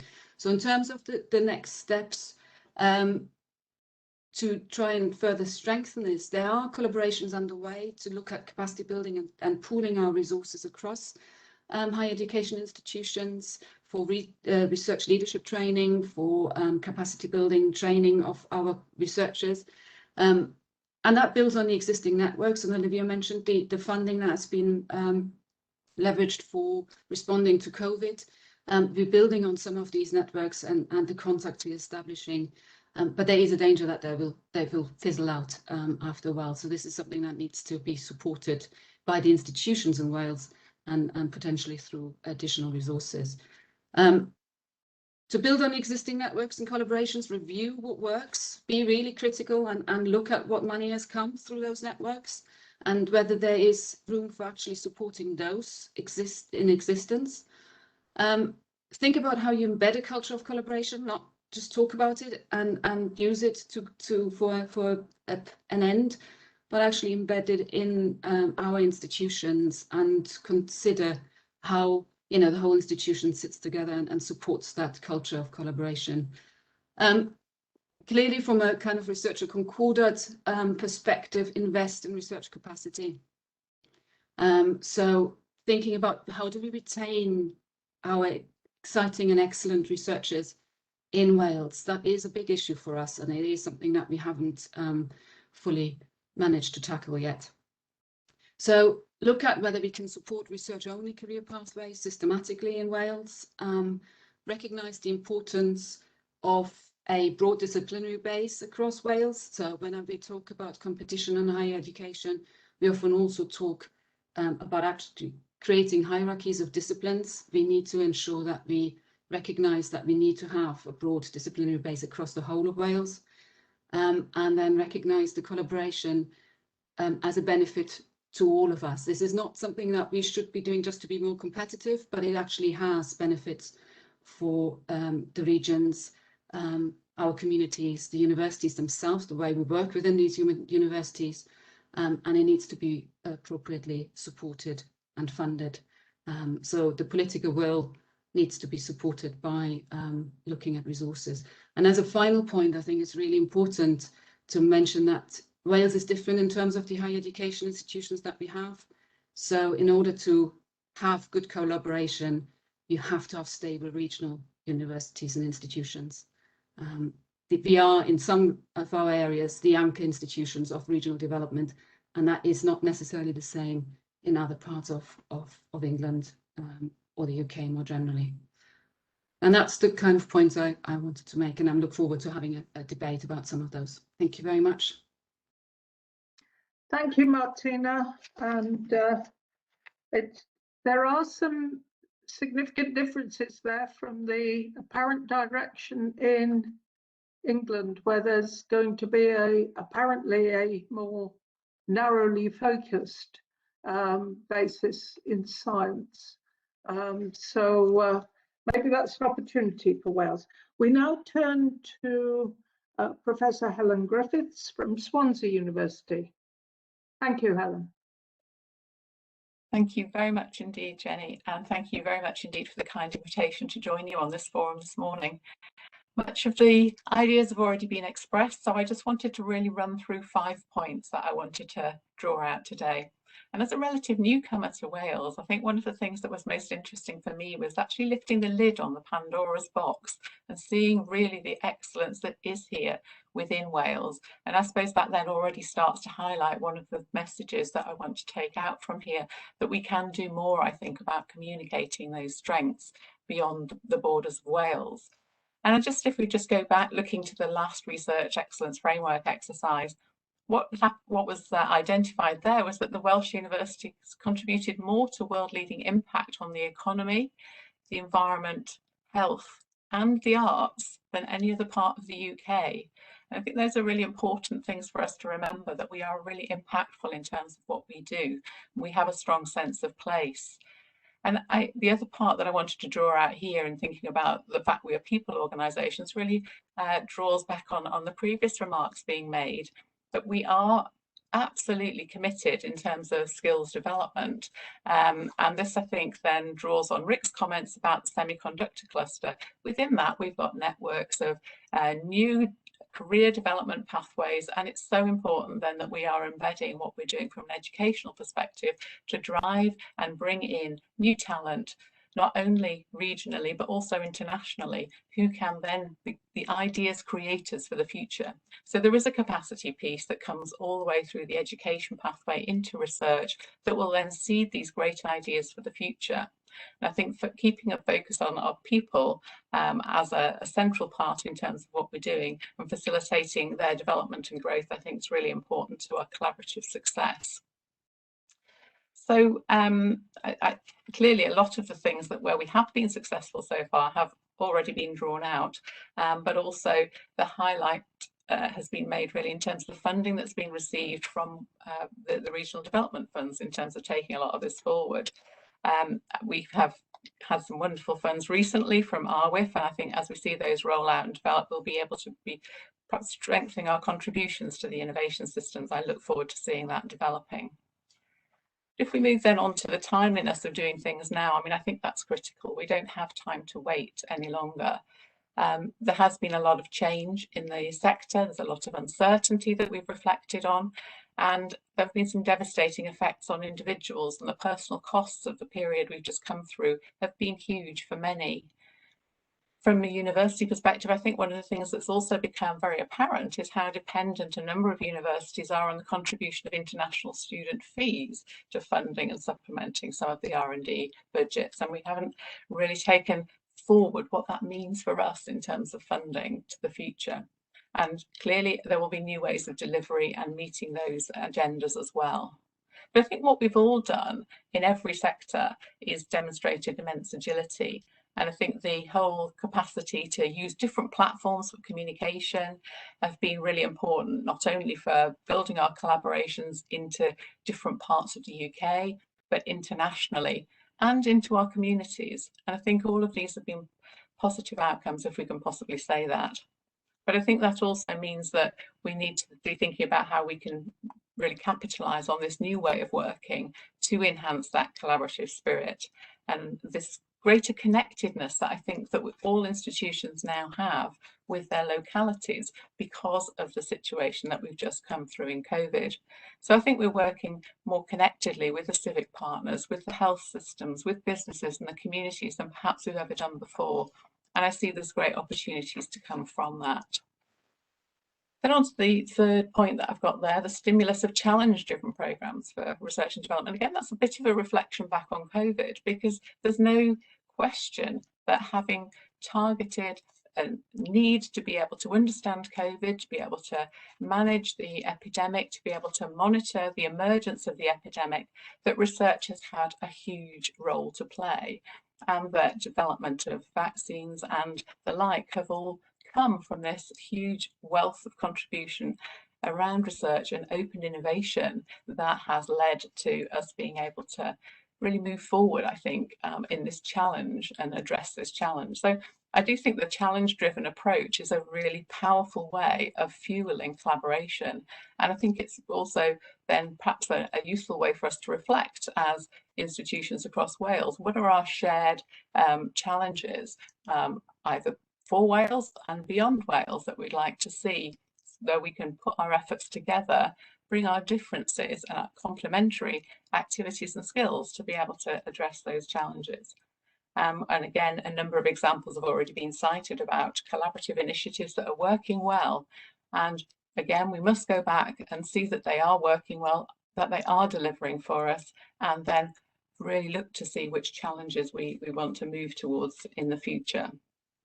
So I think we need to be ambitious for funding that will not only just enable the critical R&D to take place, but also will enable us to move forward with these commercialisation activities and bring that closer proximity that we heard about from Rick, that we aren't just thinking about this being a university solo exercise. This is a collaborative venture, and we need to link the emerging ecosystems with supply chains if we're going to facilitate impact from some of the research that we're doing.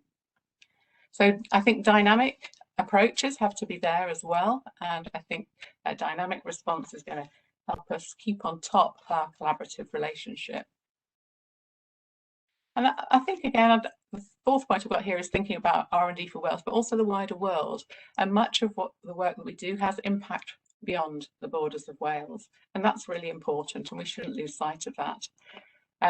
But I also want to think about that in the context of bringing talent in and the opportunities that we might risk losing from a Brexit perspective. But how do we, as a collective across Wales, think about how we can draw in that talent and grow that pool in Wales? And we talked about not losing that as well. For example, the Welsh Government, I think there's an Island Wales commitment that we've made. And I think this presents a really exciting opportunity to build on the successes of previous programmes with Ireland. And again, perhaps we can think about that being around the capacity building and skills agenda. But again, developing such links further will require some investment. And so finally, then, a new collaborative future. I think there's every indication that it's a no-brainer, really. Working in partnership is what a number of us have been doing in a more segmented way. But I think we've got a real opportunity now to bring that together collectively and to make the most of our diverse strengths and add value by doing that. And I think it is bringing that critical mass piece together that becomes so important for us. So that we're bringing in talent, developing talent, retaining talent, having those creative ideas that work collaboratively together, and then lead to this local and global impact. So I think communication, if I come back to that final point that I wanted to make, we do need to be able to communicate what we want to do effectively and in a unified voice. And I think that is an opportunity for us in building this collaborative future. Thank you very much. Thank you very much, and thank you to all our speakers, to the whole panel. We have about 7 minutes for a brief discussion. It's always this way because time is always precious. That was a very stimulating range of contributions, and I want to start with a further comment from Olivia, clarifying something Rick said. She wants to make it clear that HEFCU's network that Graham talked about, the network Graham talked about, is not HEFCU's network. They've funded the sector to create it. So it's the sector's network, which is the essential thing, because it will be governed and run by Welsh universities. So you've got that key ownership and stake in its success. Those contributions included examples of existing successful networks, and very interesting ones from Martina. Rick suggested setting up a new arms-length national innovation body, and Helen emphasised the importance of the cultural impact of Welsh universities. What I want to do now is to remind people, if they've got questions, that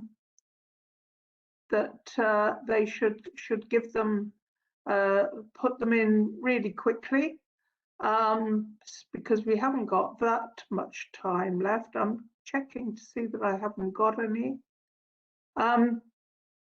So what I wanted to ask is that we have a new cabinet with new committees in the Senate.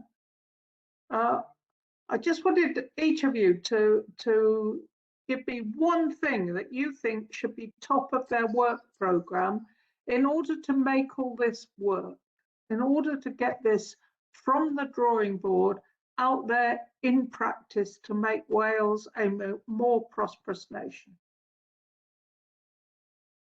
I'm happy to go first on that, Jenny. Yes, fine.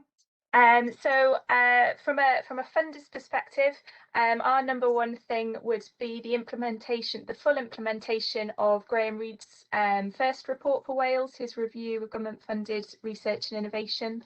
So that was accepted in principle by the previous government, but funding was kind of pushed down the road until other decisions had been made and Brexit had happened. And I think we're definitely at that point now.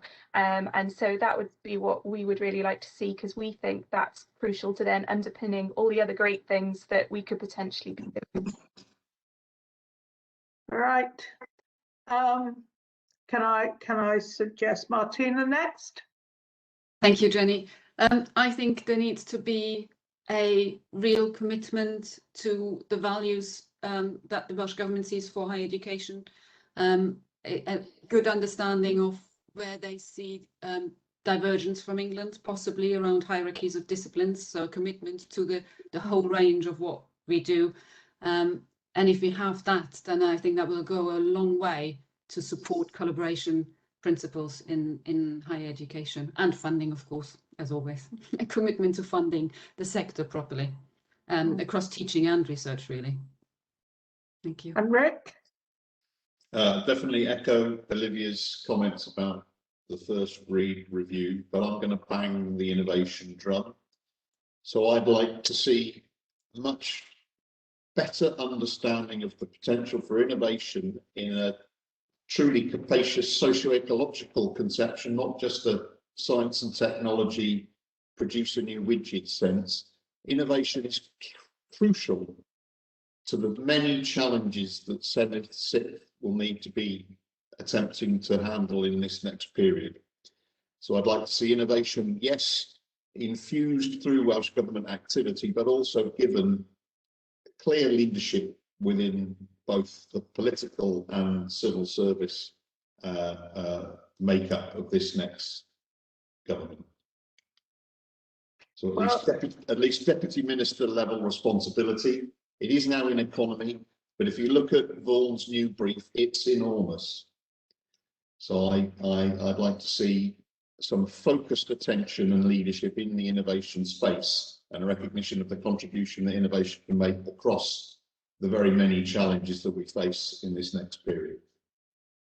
I hope you're on fertile territory here, because if you look through the list of attendees, Rick, there are a significant number of officials from the Welsh Government, so I'm sure they're listening. Good. Thanks, Jenny. Helen, over to you. Thank you. Yes, I think that comment on a deputy voice, at least, to really drive forward that innovation agenda is very well made.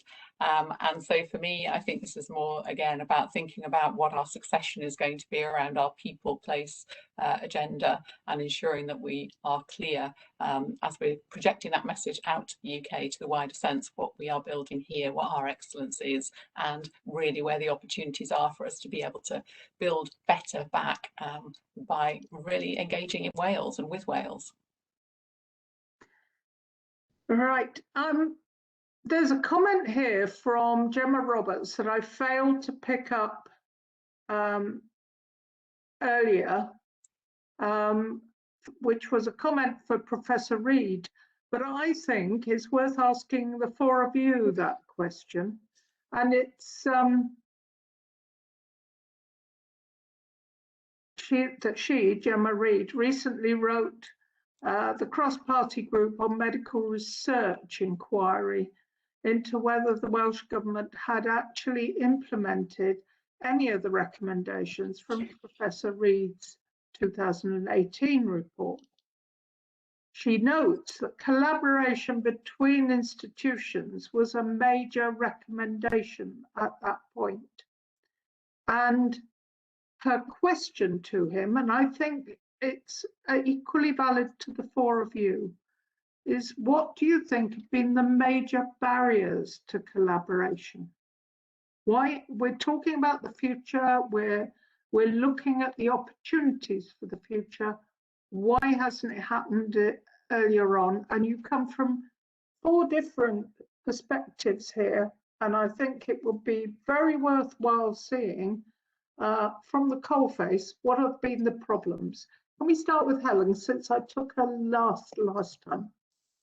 Thank you very much indeed. Yeah, so I've come in, as I say, relatively recently into Wales, and I can see that there are some really strong examples of collaborations, and they're very much bottom up. Those are led by researchers and led by connectivity that already exists. I think one of the things that I have heard and has come across in a couple of presentations is very much around building that trust, and I think we really absolutely have to be able to do that. We have to be able to have strong test and challenge.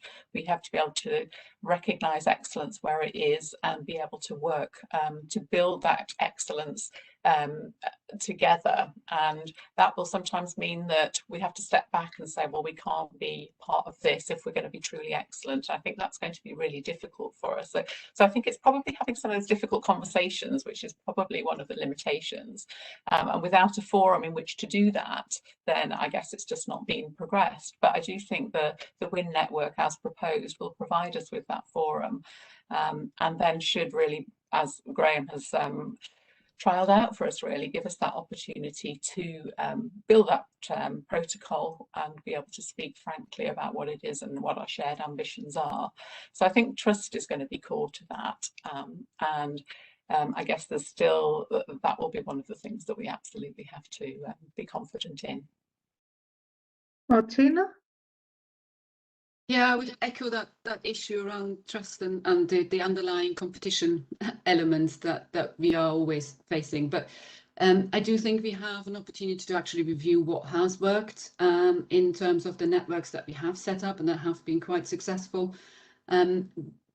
Instinctively, one of the barriers, I think, has been that a lot of networks are based on individual links and, you know, academics working together because they recognise each other as experts in their field, they get on, they can set up these networks, and that the structural basis for those in the institutions are not always following.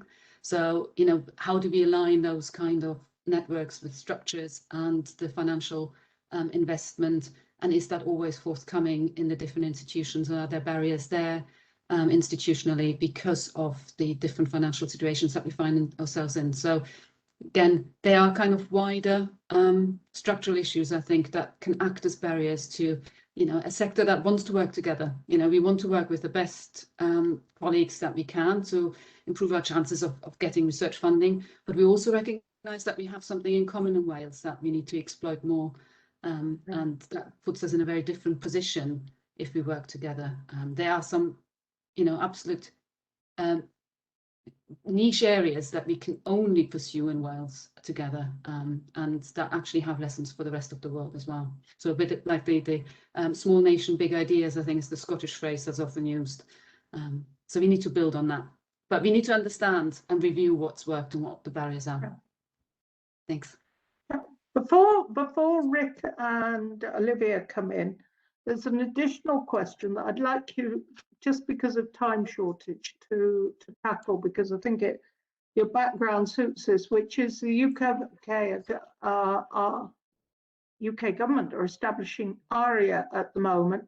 How does this align with the recommendations made this morning?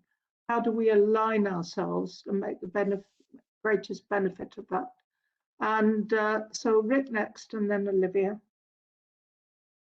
Okay, so the ARIA development, I think, is interesting. I don't know whether we know enough about how it's intended to work yet to comment on whether it's going to prove to be a good thing, but it's certainly an interesting development. Though I did see a rather amusing comment on Twitter. I think ARIA was really a Dominic Cummings idea. And somebody commented that the Queen's speech pitch up one or two comments that had been picked up from post-its that had been left when somebody had been moved out of their office and they weren't quite sure what to do with them, so they reported them but didn't really elaborate on them. So I'm not sure whether ARIA will come to fruition, but I do think reflecting on different institutional structures to achieve some of the things we've been trying to achieve for quite a long time is worth careful attention. The sort of arm's length and more independent research and innovation body like ARIA is one. I personally know a little bit about the Fraunhofer Institute in Germany, and I think we might learn something by carefully assessing what they do. We talk about catapults, but they're not the same as the Fraunhofer. So that's why I'm talking about institutional changes as well as, and I definitely support the comments that colleagues have made about cultural change, trust, leadership, you know, and funding, of course. Part of the reason why the recommendations of the Reid review weren't met by the sector were because the recommendations weren't accompanied by the funding changes that he recommended. But I think there are lots of reasons to be more optimistic, not least in building on what both Martina and Helen said. There's a fresh take, I think, in terms of the leadership from our institutions, and also there's more reason to collaborate because the incentives are there. The funding that the UK government is providing is significant, as Graham and Helen explained earlier this morning, and you need to collaborate to be competitive. I sit on the Strength in Places Assessment panel. Wales has been successful once so far, but if you look at what Scotland delivers by proposals and bids in comparison, they are much stronger, and I think they're more mature in collaborating and working collectively, and that has to be our goal. That has to be where we try and learn from what they've done. And I've had conversations with colleagues in Northern Ireland about that, how they've approached that particular funding opportunity in the recent past, mobilising government, industry, and higher education institutions to work together.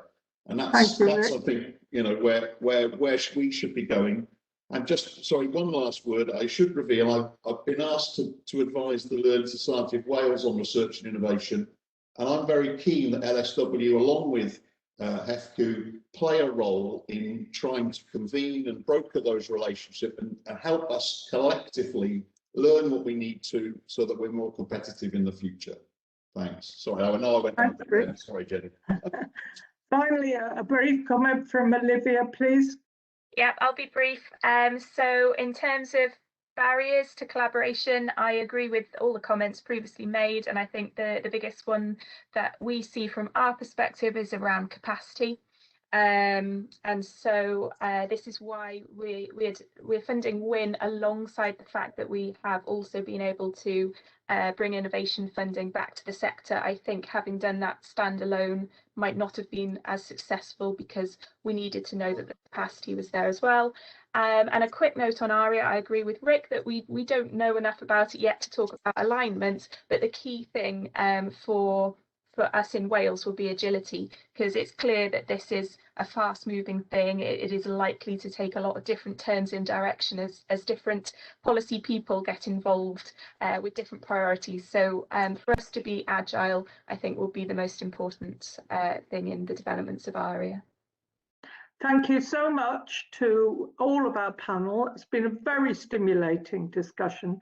My apologies to Rhys Bowley, who has a question on the poverty trap that we haven't had time to deal with, but I'd be really grateful if one of the panel or some of the panel could respond to that question, and because it is available there in the Q&A.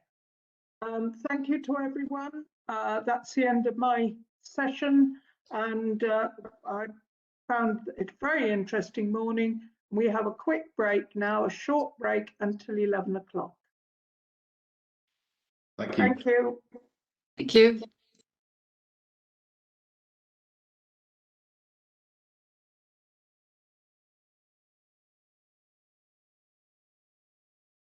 Welcome back, everybody. I'd like to introduce you to the chair for the next session, Virginia Crosby, MP. Thank you.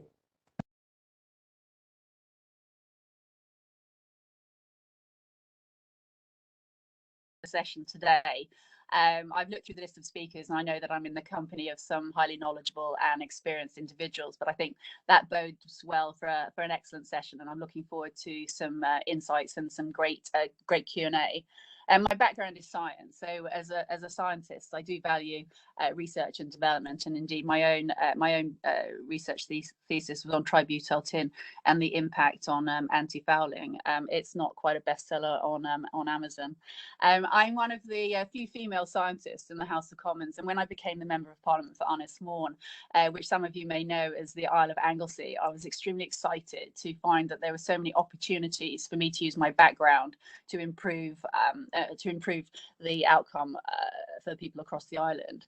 And Bangor University is driving forward cutting-edge research and development on Anglesey in a number of ways, spearheaded by their offspring organisations like the Menai Science Park, MSpark, and the Biocomposite Centre in Mona. And within MSpark, I've been working with the excellent Pryderi app, Riziat, who's been absolutely fantastic, really fantastic. He's one of the first people to reach out to me, and he leads a team along with Mentor to help incubate creative and innovative small and micro businesses in areas, and incredibly diverse areas such as vertical farming to animation. And they support and encourage cross-working. They provide this excellent space. If you haven't been to MSpark, you must go. They've got an absolutely fantastic cafe there called Ignite, and they really do showcase research and innovation, and they host some great events. I've got an innovation jobs fair actually on the 1st of July, and that's going to be opened up by the Minister for Science, Research and Technology, and you're all more than welcome to actually come along. I'm also working with a team from Bangor University to map and improve broadband and 5G coverage on the island, and improved access with good fixed mobile services and connectivity in terms of the A55 and the North Wales main line. And that will be pivotal to us opening up Anglesey to new businesses, and I think it will really help us level up the community. We've had decades of major employers closing down, and the island has one of the lowest GVAs in the UK, so the levelling up agenda is critical to offering Anglesey long-term economic stability and growth. And the opportunities available through harnessing the levelling up agenda with R&D and business opportunities. And I think one of the first speakers was talking about the support of businesses to research and development this morning. And it's critical for good quality well-paid local employment for our young people. And I really see young people hemorrhaging the island, and we lose so much talent because there are no jobs locally. And this has ramifications for our culture and our communities and our Welsh language when this happens. So really R&D and innovation is the key to giving our young people hope and a viable local alternative. And alongside the work of the university, Anglesey is really known as Energy Island. Why? Well, historically it was known as Non-Man Cymru, which recognises our history as a fertile agricultural community capable of feeding Wales through the lean years, so the mother of Wales. And our farmers are a really strong community on the island, and they do so much to innovate. But I think I'm hoping that in the years to come, we will still be Non-Man Cymru, but because of the renewable energy that we'll produce through wind, wave, tidal, and also nuclear heating and providing light and energy for the whole of the country. We've already have significant enterprises underway to harness natural energy, and we've got Morlice and Minesto leading the way in tidal and marine energy, and we host onshore and offshore wind farms, and there's a number of solar farms opening up. And we've also got local businesses. You may have heard of Orthios, and also Anglesey Energy, looking at getting biofuels using waste products. And many of you who know me will have heard me talk about Wilvernereth, which is the best nuclear site in the country, possibly the world. And I set up the nuclear development group with another MP, Trudy Harrison. We call ourselves the Atomic Kittens. I don't know whether that's a good or a bad thing. And we're working to look at how we can achieve net zero with nuclear, and how important nuclear is as part of the landscape and the contribution to green energy provision. And then I'll just end by saying that it's the drive for this progress and innovation that led me into bringing together a consortium of stakeholders to put together a bid for a Freeport status on Anglesey. And Freeport status for the island, not just the Port of Holyhead, would deliver a step change in the fortunes of Anglesey and the whole of North Wales. Everyone would benefit. And I've already had companies approaching me looking to invest a production with sales of more than £1 billion with sort of training academies. So it's a really positive step. We can also use the Freeport status to leverage things like R&D and affordable construction costs to make the whole financing of R&D enterprise on the island easier, and also help us create a hub of innovation and invention on the island. And just end by saying that I was actually recently on the ARIA Bill Committee, and it's for all the reasons I've just mentioned. I believe ARIA is important to drive research and invention narrative in a very fundamental and practical way, and it's particularly important for the whole of Wales that we're represented on its journey from the outset. So I'm really excited to be the Member of Parliament for Ynys Môn, and I'm excited for the island, I'm excited for North Wales and the Welsh nation as a whole, and I hope that soon the island will become a beacon of excellence in how research and development can manifest itself into sound, secure and sustainable industry and employment. So on that basis, I'm absolutely thrilled to be involved in today's session. I look forward to hearing more from our speakers the next couple of hours. So I would like to move on now to the first of our panel sessions today, which is harnessing Welsh research in the post-pandemic economic recovery. Each of our panelists have got 5 minutes for their opening remarks, and we'll then move on to Q&A sessions. And as you all know, you can submit your questions using the online function. Now, our first panelist is one of the first people I actually met when I became Member of Parliament. So Professor Dylan Jones-Evans, OBE, who's the Assistant Pro-Vice Chancellor for Enterprise at the University of South Wales, although he was raised in North Wales, as I'm sure he'll tell you. He has been championing entrepreneurship in Wales for the last 20 years, and he is the creator of the Wales Fast Growth 50. So I'll hand over to you, Dylan. Thank you very much. Good morning, and thank you, Virginia. So in the next 5 minutes, what I'd like to talk briefly about is the 3 priorities that a new Welsh government would focus on over the next 5 years to maximise full potential, as we've discussed, a more innovative and entrepreneurial Welsh economy. So start with innovation. Let me get my slider. So whilst those competitive economies in the world are those which focus on driving innovation, what we know is that Wales has traditionally received less than its fair share of funding for R&D and innovation from various UK government sources. So, for example, Welsh businesses and universities have won only 2.6% of innovation grants awarded by Innovate UK since 2004. Higher education fares only slightly better. Welsh universities received only 2.7% of UK Research Council funding in 2018-19. And the result of this, well, over the last 15 years, Welsh firms have performed below par and have been responsible for only 2% of business expenditure on R&D in the UK. In addition, the recent UK Innovation Survey showed that only 34% of Welsh businesses were classed as innovative or innovation active in 2016-18, lower than for the UK as a whole. And they also had lower levels of internal R&D than businesses in any other nation or region of the UK, apart from Scotland. So given this, it's really not surprising that a recent Nesta report showed that Wales, along with Yorkshire and Humberside and the North East England, as an economic area with notably low R&D intensity in both the market and non-market-led sectors. So, with Wales and other parts of the UK losing out proportionally on tens of millions of pounds of funding every year, there's now a growing call, as we've seen, for a levelling up, for a substantial regional devolution of innovation funding to remedy the regional imbalance in government R&D spending and to attract higher levels of business R&D funding.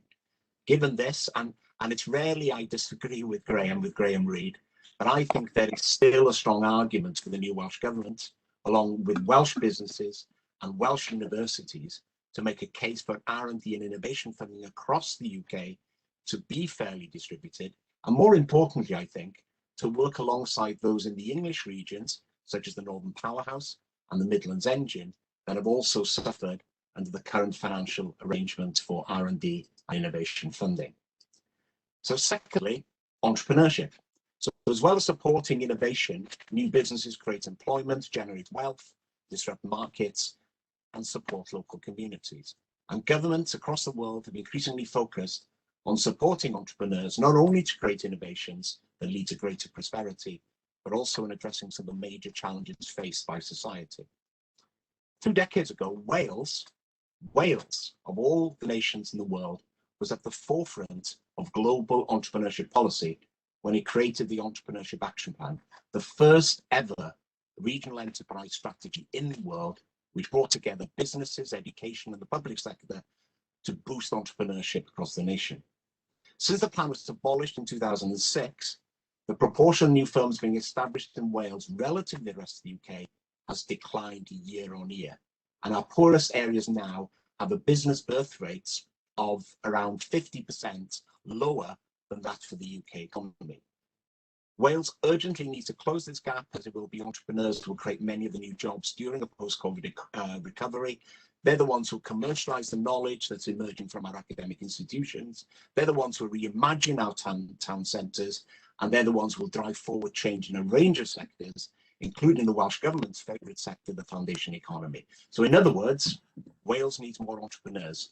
And this could be turbocharged by having the new Welsh Government instigate a new national entrepreneurship strategy that will create an ecosystem that supports the development of homegrown, innovative, and entrepreneurial firms that, while focused on growth, also have social and environmental ideals at the core of their business. Finally, I want to talk about a vehicle which enables entrepreneurship and innovation to come together to generate wealth and employment in an economy. As most of you know, during the pandemic, the UK government established a £500 million future fund, which enabled firms to apply for venture finance to support continued growth and innovation. Unfortunately, that scheme largely benefited businesses in the more prosperous parts of the UK, such as London and the southeast of England, where private venture capital is concentrated. In fact, the latest TechNation report showed that venture capital investments have declined by more than 50% in Wales during the period 2018 to 20, as compared to a 15% growth in the UK, and actually now accounts for only 1.6% of the total amount of venture capital invested into UK firms. So simply put, without sufficient levels of venture capital, innovative Welsh firms will not have the finance to develop properly. And so to address this major problem, the final ask of the Welsh Government is to look to create a bespoke, professionally managed venture fund that focuses on patient capital to back sustainable Indigenous firms with growth potential that is driven by a proactive venture capital mindset that seeks out opportunities for effective investment and is targeted on all the key sectors within Wales we know are world class. So to conclude my 5 minutes, the future growth of the Welsh economy is going to be dependent on systemic and sustained action, on innovation and entrepreneurship, supported by selective but proactive investment into innovative firms with growth potential. And I think that is the best way forward to help create a Welsh economy that recovers quickly from COVID, but more importantly, grows sustainably over the next few years. Thank you. Thank you so much, Dylan. Some excellent points and very well made. And I'm sure there's going to be quite a lot of questions relating to that. So thank you. I'd like to now introduce you to our second panelist, Paul Byle, the Managing Director of FSG, Tool and Die Limited, based in Llantrisant, which is famous for its benchmark apprenticeships and vocational training in precision tool making. So over to you, Paul. Thank you very much. I thought we'd have a look at R&D in Wales through the lens of an SME and FSG Tool and Die, and I'll explain a little bit about who we are and what our aims are and how we plan to build resilience going forward. As you can see, founded in 1961, 8 million turnover, 96 employees, and of those 96 employees, 14 of which are apprentices, and we're looking to take on apprentices, another 4 this year, to carry on a 6-year degree apprenticeship program, so investing heavily in our young people. Throughout 2020, we worked, we didn't furlough anybody, and you can see the range of diversification that we moved into the various markets to make sure that we're working in medical, pharma, the food sector, and so on, so that we can have a much more of a resilient business. And the range of process experience and engineers that we have on site here, from concept design right through to engineered solutions, remains, and it's been a privilege over the last 15 months to run this business and to work with such a talented team. These are typical key business strategies, which I think we can talk about and build on just shortly, but any business wants to look at how they can build organization resilience, seek their diversification into other sectors and markets, continue to invest in innovation and process, and particularly the process innovation, and I'll touch on that later. And now we're starting to move as we integrate our R&D facilities with our customers and suppliers, which will then drive and help us to improve our productivity and competitiveness. Our succession planning, particularly as I indicated, the 6-year degree apprenticeship programs, which will then ultimately allow us then to invest. So where do we start? We're spending a lot more time trying to understand the voice of the customer, and in some areas exceeding their expectation in terms of the technical solutions, the process innovations that we're bringing about, and improving those innovations in collaborations with our customers. And at the end of the day, helping our customers improve their competitiveness, because every company makes the same product, which is cash. The way that we do it is a different process, but that's ultimately our aim that we're going to try to do. Here as innovation, and I've taken a little bit of insight from McKinsey, it's having to go through learning how to learn. So transforming the learning function and the learning process that we have at FSG, and companies rely heavily on their development functions to help their workforce learn fast, but therefore the rate of learning in the organization culture then becomes critical. So how do we effectively change that is become critical in and the work that we're doing with such a high value added team that we have. What's important is obviously the organization resilience becomes far more as an organization learning culture. And then we can then think about how we share that knowledge as a team, grow faster, and then we can start to underperform that then with our standard business model objectives and deploying those objectives right through the business. And then the teams have started to look at how they can take on creating their own objectives and following the principle of releasing the constraints within the business. So mapping that and applying the theory of constraints across the business allow us then to not rejoice in the overcapitalization of our business, but invest carefully where we then see the greatest impact and releasing those constraints by their process innovation, which effectively, this is not telling us that the rugby in Llanelli is better than Cardiff. This is telling us that effectively that the rate of learning needs to be greater than the rate of change. And that's the one thing I've found fundamental in driving both process innovation and innovation and investment, that if you want to make change, you have to increase your rate of learning. And how we do that in the organization has been absolutely fundamental and critical as to how we move forward. Therefore, we're now starting to use and measuring innovation as a KPI, as a business driver. And not many businesses do this, or I don't know many businesses that do this, but using innovation as a KPI, that started to impact how we consider our business growth, how we drive investments, how we improve our competitiveness, and particularly in the collaborations with our customers, and then opening up existing new markets. And we've already started to diversify into 2 new market sectors in the last 12 months. So the Welsh Government, as you know, got calls to action around R&D, automation, digitalisation, innovation, and their future skills, which ultimately will drive the commercialisation and the decarbonisation. And therefore, the next steps for R&D, looking at it through a lens of an SME, is how do we rebalance the economy on a secure manufacturing base? So the key issues for us is learning to learn. So the rate of learning has to be greater than the rate of change, and building a learning culture both in our companies and in the wider environment that drives business forward. Understanding our voice of the customer. And the key other one then is measuring innovation as a KPI for business growth.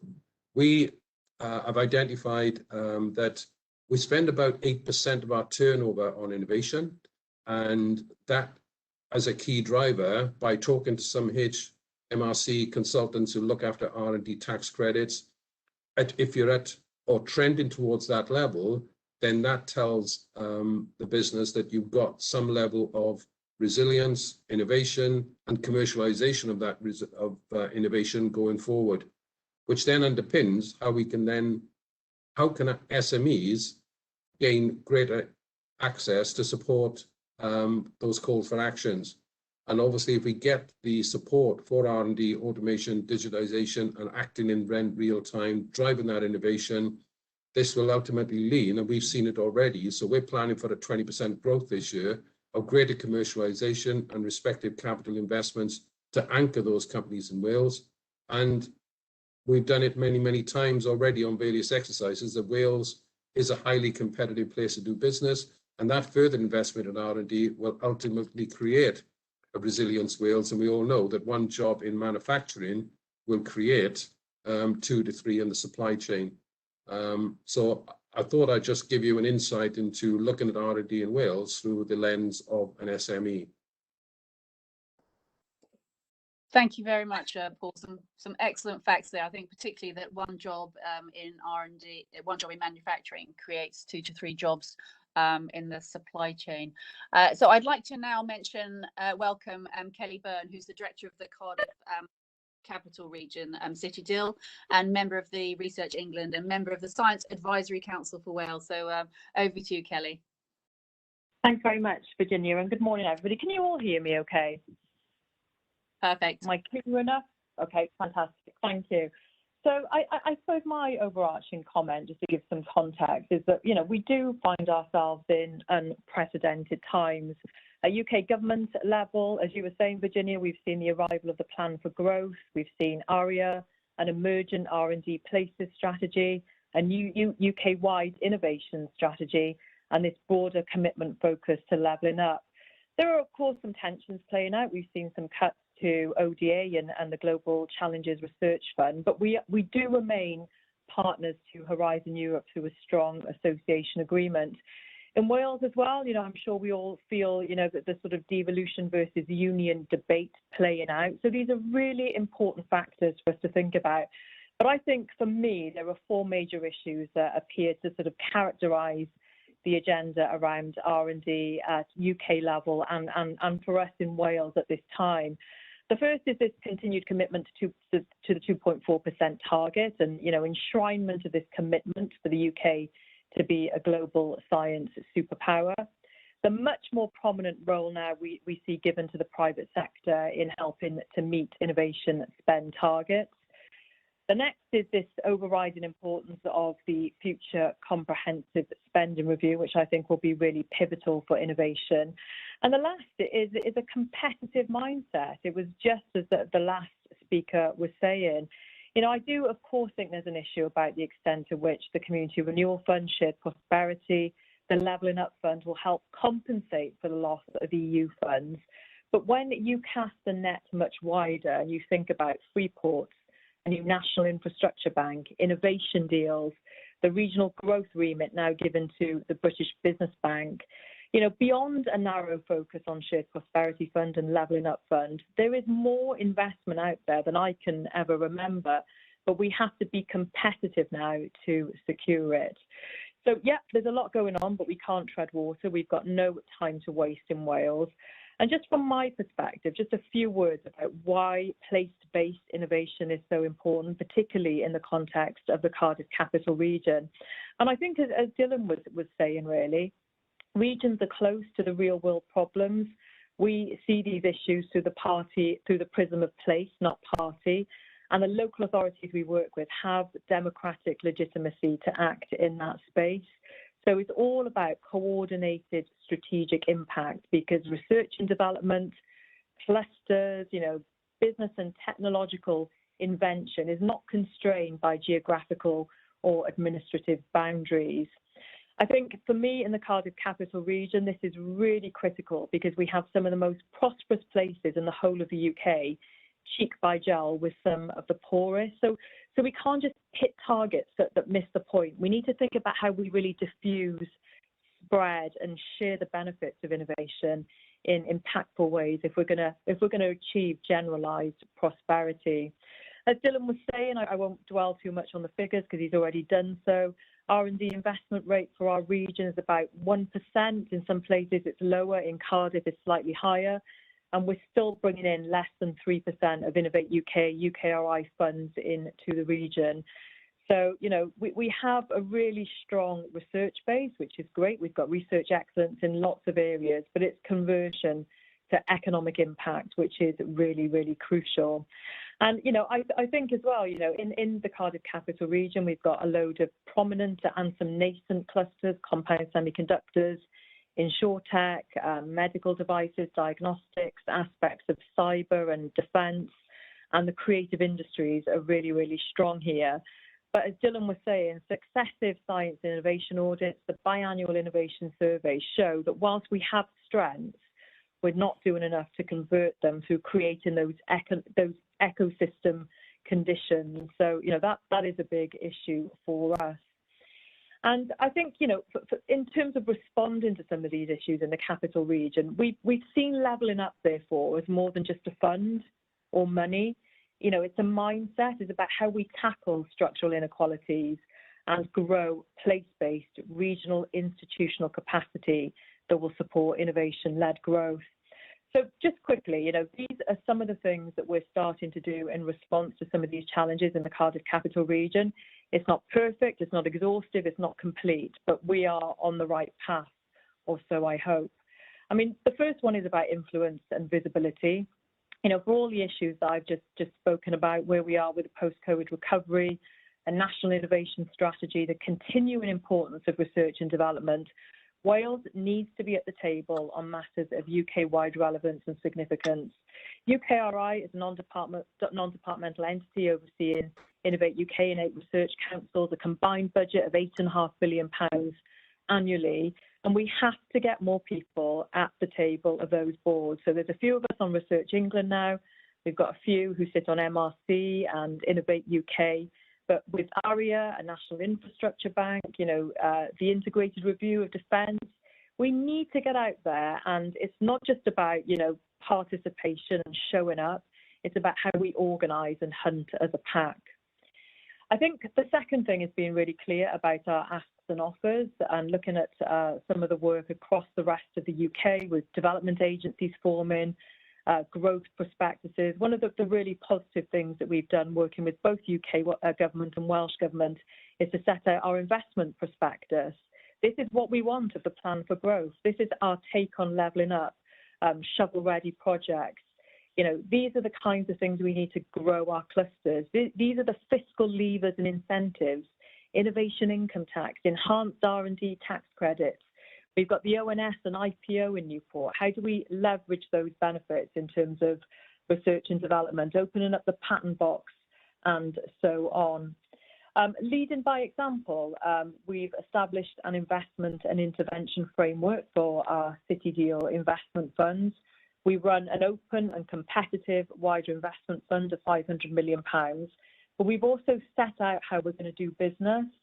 And I think for too long, the public sector is kind of seen as a grant giver or a funder. It's not, we're not just here to troubleshoot or to sort of de-risk things. We're co-investors. We seek leverage and risk for reward. We're here to shape new markets and stimulate new ideas, concepts and ways of working. We're here to convene around big societal issues. So in the Cardiff Capital Region, we don't do grants. We do seed investment, we do loans, we do equity, because we've got to recycle our investment if we're going to keep drawing in future interest and opportunity. The next area I want to talk about very briefly is our challenge-led approach. As I said, I think the public sector's got a big role to play in convening around some of the big economic and societal challenges of the day. So we've set up a programme, a £6 million programme to build innovation capacity in public services. So we think about how we leverage the balance sheet of the public sector. So innovative procurement to procure innovation. And in tandem, we've got a £10 million challenge fund, which is focused on local wealth building and areas of the foundational economy, which have been hammered by COVID. So what is the future of high streets? What are these great solutions that we don't have yet? How can we get local food resilience? How can we relocalise supply chains, drive the rapid decarbonisation of the public estate? And I think the starting point there is, if we want better answers, we've got to ask better questions, but we've got to rethink how we do this and bring in new ways of working. But the last sort of areas I want to talk about is our prospective innovation investment fund, and I think it goes back to some of the structures and systems that Dylan was talking about. So we're seeking co-investment at the moment for a large-scale innovation fund that will be focused on patient capital and aimed at stimulating R&D intensity. It will sit alongside things like our strategic premises fund, but the focus is on building clusters. What do we need? Skills, branding, facilities, patient capital. What are all those ingredients that will help us sort of create this intangible buzz that you get around clusters? And lastly, and to conclude really, I think all of this absolutely has to be vested in building regional institutional capability. In the Cardiff Capital Region, like other parts of Wales, we're invigorated by plans for corporate joint committees, corporate structures for the region that allow us to expand out of just being funding programmes like City Deal to be in city regions. To think about the agenda for place-based institutions in the UK and the ability to see the world through this lens of place. To be local, to have regional reach, but to also embrace national and international perspectives, and to really do things at scale with borrowing powers, balance sheets, freedoms, flexibilities, and the autonomy to be really entrepreneurial in the public space, but with a democratic legitimacy of local authority ownership. So I'm really looking forward to the future agenda. I think there's a lot to be optimistic about. I've given you just a little flavour of what we're doing around place-based innovation and R&D in Cardiff Capital Region. But, levelling up can't be done from the top down, and I don't think levelling up is the same as developing a place-based agenda. They're complementary but different. But I think we now need to focus on how we build a different type and scale of interaction between public and private sectors. And I suppose my last thought is, we have to move away from single funding programmes for innovation and R&D, and we have to think much more holistically about how we fund programmes. And I think that is a very, very different value proposition. So I'm really looking forward to a shift from research-led innovation to innovation-led research, because that's where I think the future is. So thank you very much for my time this morning. That was excellent, Kelly. I mean, so many nuggets in that presentation, and so much optimism and enthusiasm. So thank you very, very much. Our next speaker is Matt Wardley, who's the Chief Executive Officer at Rescape Innovation in Cardiff. And he's pioneering the use of virtual reality, there we go, to solve challenges in healthcare, such as reducing anxiety and pain. So over to you, Matt. Brilliant. Hello there. Right, let me just check my slides are working. Sorry, I'm going to be daft now. How do I advance the slide on the next going forward? If you just click the down arrow in the toolbar on the left side of the screen. The down arrow in the toolbar. I can move them on for you if you want. Okay. Here we go. Yeah, perfect. Fab. Okay, great. Right. So thank you. So I'm Matt Wardley. I'm the chief exec of Rescape. We're an innovative medtech business driving forward the adoption of virtual reality within healthcare, initially with a focus on reducing pain and anxiety.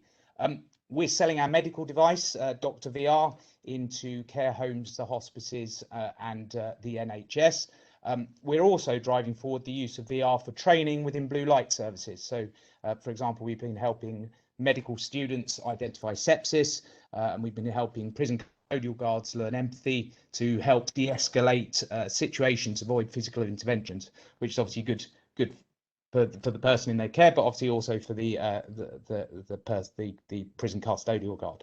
So anyway, actually, our story is a really great example of how business has actually driven forward innovation and research within Wales. So I'm not actually a doctor. I'm not medically trained, and actually originally I dropped out of an engineering degree to go into the rave and rock and roll industry. I actually ended up traveling the world running very large scale corporate events.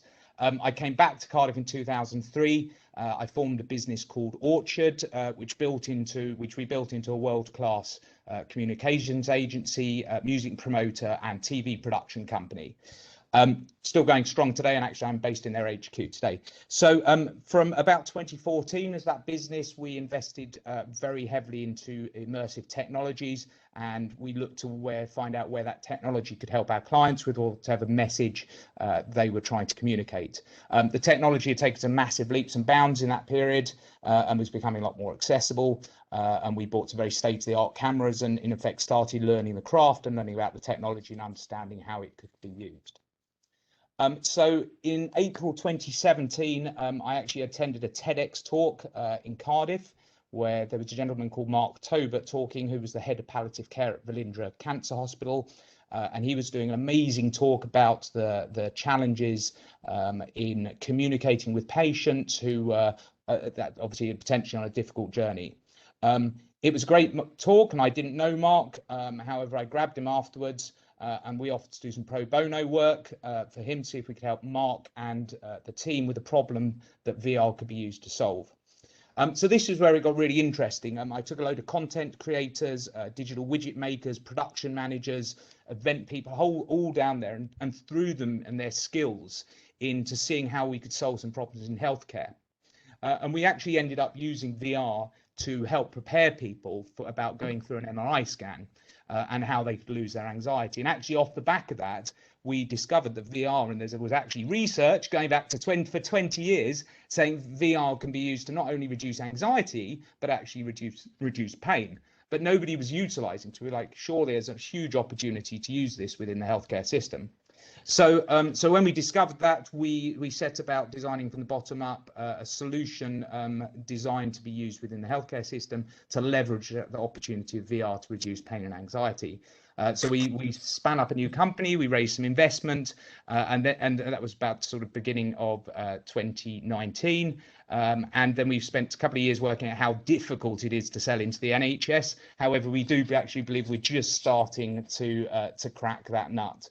And actually, some of the significant parts of the nut cracking has where we've managed to get really good collaborative R&D underway with academia and the NHS directly.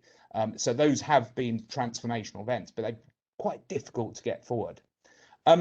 So anyway, I've got a couple of slides here. I think just of how I see of the opportunities for businesses to drive research in Wales. Just a couple of top end points. I think, one of my favourite words is symbiotic, and we really just got to get the symbiotic relationship right between businesses, their customers, in our case, care homes, academia, the government, and society. And we've got a real amazing opportunity to carve quickly some really, huge positives to Wales on many, many levels. And I think so my sort of first one that I see, I think we've got a real ability to use Wales as a testing ground to test things at scale. We've got a small but mentioned earlier, obviously a perfectly formed complete nation and society, and we can work really closely with our internal businesses to use that asset, and also ensuring it's a real symbiotic relationship, open that up to external businesses as well, and academia and stakeholders. And we've got a real opportunity to take products and drive them through successfully into scale on a sort of 3.5 million population, and that then opens up the world to us if we can prove how things work within that space. The other one I think is a huge opportunity. We call it Village Wales. Everyone knows each other. There's one degree of separation you can get through to people, and actually, I think genuinely doors open up, which is really, really positive. I think the other one that's interesting, partly because of that, we can find ways where we can crash together industries and knowledge and skill sets, and obviously also with academia. In the NHS, as I said, I've learned a lot about the NHS in the last couple of years. They bring together their multidisciplinary teams to, compare and agree objectives, and encourage symbiotic outcomes. And for them, they've realised that's such a way forward. Our approach in R&D in Wales absolutely can take that same approach. I think, again, through persistence, I am discovering amazing people within the universities who absolutely can collaborate with businesses and really drive value into the businesses. And the other thing is, as something like small, we've just shown this, with our very successful, very fast vaccine rollout. We should be able to move fast. This world is getting faster and faster. And if Wales can move strategically fast, then we will realise more opportunities. There are some challenges on this, and as I put this list together, I realised actually a lot of their nemesis is on the on the opportunities page. So I think the first is headspace. Amazing things. I know it was mentioned earlier by Helen. Actually, amazing things were achieved confronting the pandemic by the NHS, business, and academia, as people stopped having to do the day job for a bit and were given focused objectives. And the headspace and the resources to solve it. We've got to try and find that time to get people to stop firefighting those daily tasks and do the R&D to solve the bigger issues and open up the bigger opportunities.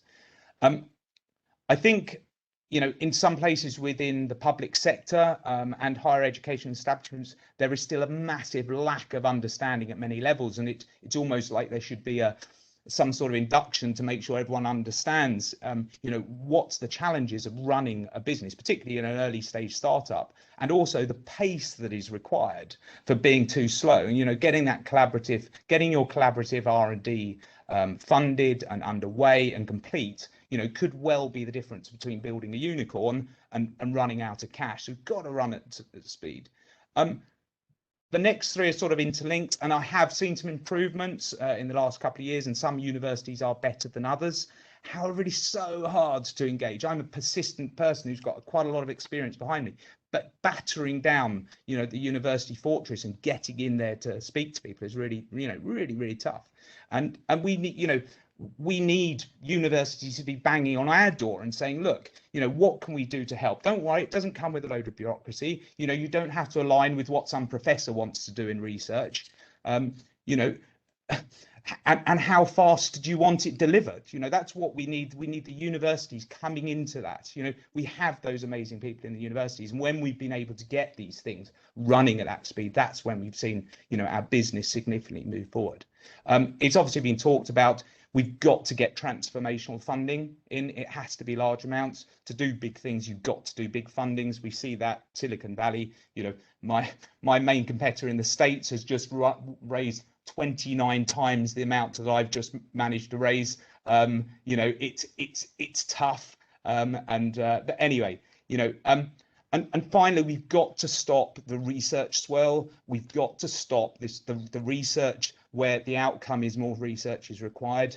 You know, we've got to ensure, and Kelly talked about it earlier, that, you know, we identify the problem, the market opportunity, and it's defined, and we're driving towards a solution and the commercialization, and obviously the you know, the societal things that brings to it. Anyway, that's me finished. I hope that wasn't too full on, but yeah, it gives you a bit of background about what we do and what we've been up to. That was fabulous, Matt. It certainly wasn't too full on, and I'm really looking forward to meeting one of your unicorns. Finally, in this session, I would like to introduce Professor Julia Jones, who is the Professor of Conservation Science at Bangor University, and she's also Director of the Low Carbon Energy and Environment Research Network Wales. So over to you, Julia. Thank you. Fantastic. And can the admin person just make it so that I can see my notes? They managed to do it earlier, but thank you anyway. And can I advance my slides? Yes. So world leaders have been making very ambitious commitments recently towards reaching net zero and conserving the environment. And I think, sorry. Okay, sorry. Yeah, so there's now global acceptance that business as usual isn't going to be possible. We need a really transformation of energy sources and how we manage our environment. And I think that the rapid change that is needed does offer us both opportunities and solutions. I mean, as President Biden said at his Leaders Summit on Climate just last month, this is a moment of peril, but it's also a moment of extraordinary possibilities. And of course, Boris Johnson has also been talking about a green industrial revolution creating hundreds of thousands of high quality jobs.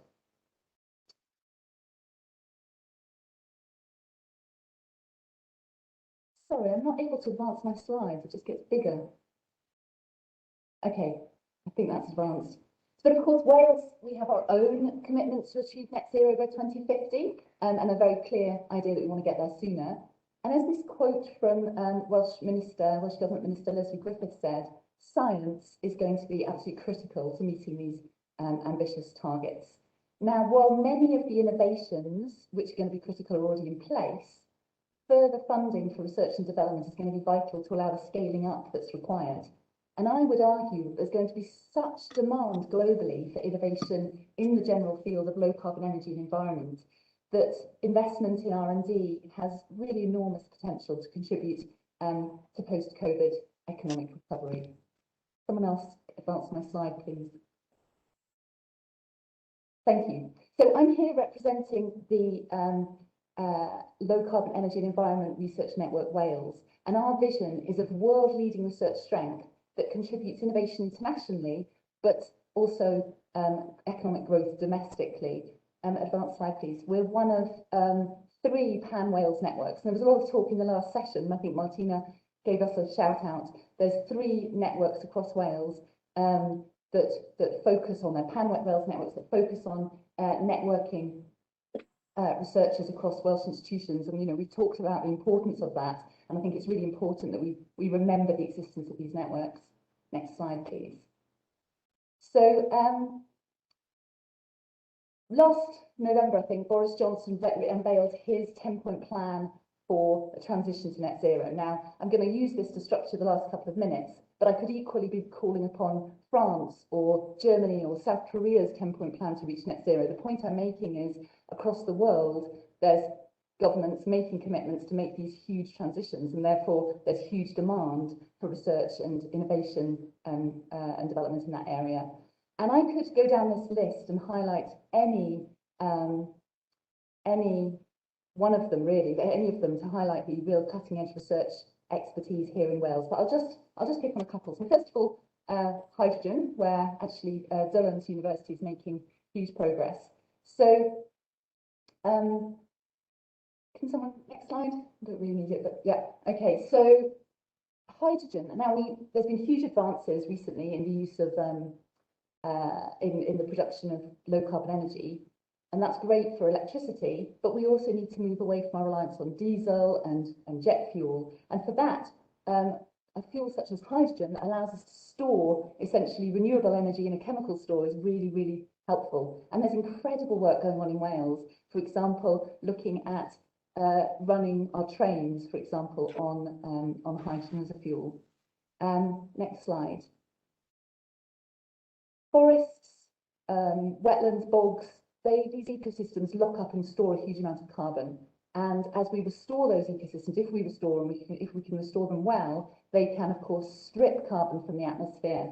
And there's, really cutting-edge area of research across Wales. Actually, that's my own research area in looking at most effective and efficient ways of achieving these nature-based solutions for climate change, while also ensuring that these other benefits that society gets from nature are not damaged. Next slide, please. But it's not just things on Boris's list that have potential. I've been having some really interesting meetings recently about marine renewable and the potential of that within Wales. So tidal energy has been focused in the past only on areas where you have very high-speed tidal streams, and those are quite rare, and they're not necessarily in the same place where you've got demand for energy. However, pretty much ubiquitous around our coasts are lower-speed tidal streams, and there's really exciting innovation in Wales showing how quite small devices can make use of those much lower tidal streams that are ubiquitous. So you can place these installations wherever the demand for the energy is. And of course, if you co-locate them with offshore wind or with aquaculture, that again reduces the per unit cost. So I think Britain slightly missed the boat a bit on offshore wind. We were really ahead of the curve in the early days of offshore wind, but then Norway and Denmark really kind of were the countries to really make the most of that. And I think it's vital that areas like hydrogen and marine renewables, etc., we don't miss the boat. We're there at the cutting edge. Final slide, please. So at the end of this year, the UK will host by far the most important environmental conference that's happened since 2015, so COP26. And we, the Low Carbon Energy Environment Research Network Wales, hope to be there. We've put in an EOI. I hope we will be successful to showcase Welsh science and innovation in this field. We've gone with the slogan "Small Nation, Big Ideas." I don't think that's Scotland's slogan, Martina. You mentioned that earlier. I think it's ours. We're having it anyway. And I really hope that I've convinced you today, and that we'll be able to, make the most of this at the summit. That investment in research and development in this area is vital for a low carbon and resilient future for all. So thank you very much. Thank you. That was excellent, Julia. And all of our speakers have raised some fantastic questions and some good points. So if we move now to the Q&A session, so I can't actually see any questions in the sidebar, but that might just be me. We do have a question in the chat box from Rick Dalbridge, if you can see that. Let's have a look. I know it's tricky to see both. If not, I'm happy to. Oh yeah, I can see the chat. Okay, chat with everyone. Okay, brilliant. Fantastic. Okay, so we've got a question here from Rick. Question for Dylan and Kelly. He rightly noted the developments in England, the Northern Powerhouse and Innovation Greater Manchester. And we're now hearing from Kelly of CCR. What role will these regional institutions and activities play in delivering UK government policy, e.g. levelling up? And how can Wales best participate and be successful in securing competitive funds? So Kelly, would you like to answer that? And then we'll hear from Dylan. Thank you. Yeah, thanks very much, and thanks to Rick for the question. And I think it goes really back to the last point that I made, that we've got to move from having capability to run single funding programs to really shift into the capacity that it's going to take to fund multiple programs, to have lots of things going on, to have our fingers in lots of different pies. And I think, we spend so long arguing for bigger slice of the pie. I want a bigger pie. And I think, that goes back to everything that I was saying. It's about telling a story, bringing a compelling narrative together, being in the right conversations, having the right visibility, having the right networks, being persistent. If we want something, we've got to fight for it. We've got to compete for it. We've got to win. And I think that comes back to having compelling propositions. It comes back to having capability, not just capacity. And I think, you know, the fact that we've got in the capital region already a £500 million evergreen fund, it's about how we use that as a springboard really for the wider investment that's out there. So should it be funding projects in their own right, or should this be about creating catalyst and seed investment opportunity to go out there and to leverage bigger amounts, to set up subsidiary funds that can be recycled, act as a magnet for bigger opportunities and investment? And I think for me, to be able to do all of that and to put that whole picture together, we've got to think fundamentally differently about our regions, about our resources, about our assets, about what it's going to take to put ourselves in this space. But more than anything, and more important than anything to me, is mindset, it's culture. We can either accept, you know, what we get, and we can accept handouts and, you know, perhaps give out grants, or we can think with an investment mindset. We can think with a growth mindset about how we're going to need to do things differently. And I think having worked with Rick and the university and Nesta and others on our challenge fund and mission-led thinking, it's a great example of the public sector being able to say, look, we don't have the answers. You know, perhaps we're not asking good enough questions, but we've got to try and mobilise the networks, the depth that we really need to put ourselves out there and open ourselves up to new possibility and innovation. So apologies if that's kind of sort of not got to the nub of the question, but for me, it's about all of those different things. But more than anything, it's about the mindset and the spirit and the attitude that we choose to bring to the table. That's excellent, Kelly. And then we'll go to Dylan, and then we'll wind up. Thank you.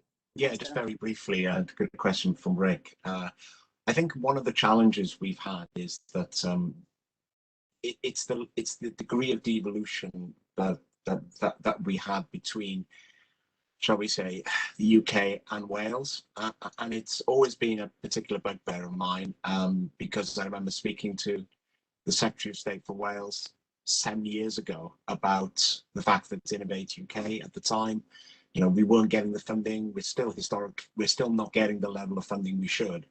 And their argument, which I thought was the wrong argument, and actually then led, because they got carpeted because of this point, you know, led to somebody being actually assigned to Wales for the first time. So it was this whole point that Welsh businesses and Welsh universities weren't good enough. And I get exactly the same thing with the British Business Bank. You know, I spent 2 years of my life that I won't get back creating the Development Bank of Wales. And, you know, going through all the data on that, you could see the venture capital was not being assigned in such a way or promoted in such a way here in Wales. And again, there was this attitude, which I know is completely incorrect, that, you know, Welsh startups just weren't good enough to get that. So if that funding is there, and I get Kelly's point, but if that funding is there, the question for me is, how do we access it better? And I think we need to have that discussion. If we're going to talk about levelling up, we've got, you know, like the British Business Bank, they've got all this money for venture capital. You know, London is now the venture capital of the world. And yet for some reason, and I don't know what it is, there is, you know, maybe venture capitalists turn back at Swindon, then go back to the headquarters in London. But there needs to be, I think, a better dialogue, particularly now with the Prime Minister talking about bringing the four nations together for a dialogue on a post-COVID recovery. How do we actually get people to work more closely together? And more importantly, to access what we call these British institutions and to get them to work for the devolved nations far better. That's great, Dylan. I'm conscious that we want to stay on time and have a comfort break. There is a question from Nick Cook. Nick, maybe you could message or email Kelly separately, if that's okay. So we'll now take a comfort break for a couple of minutes and return at 12 o'clock for our next session. Many thanks.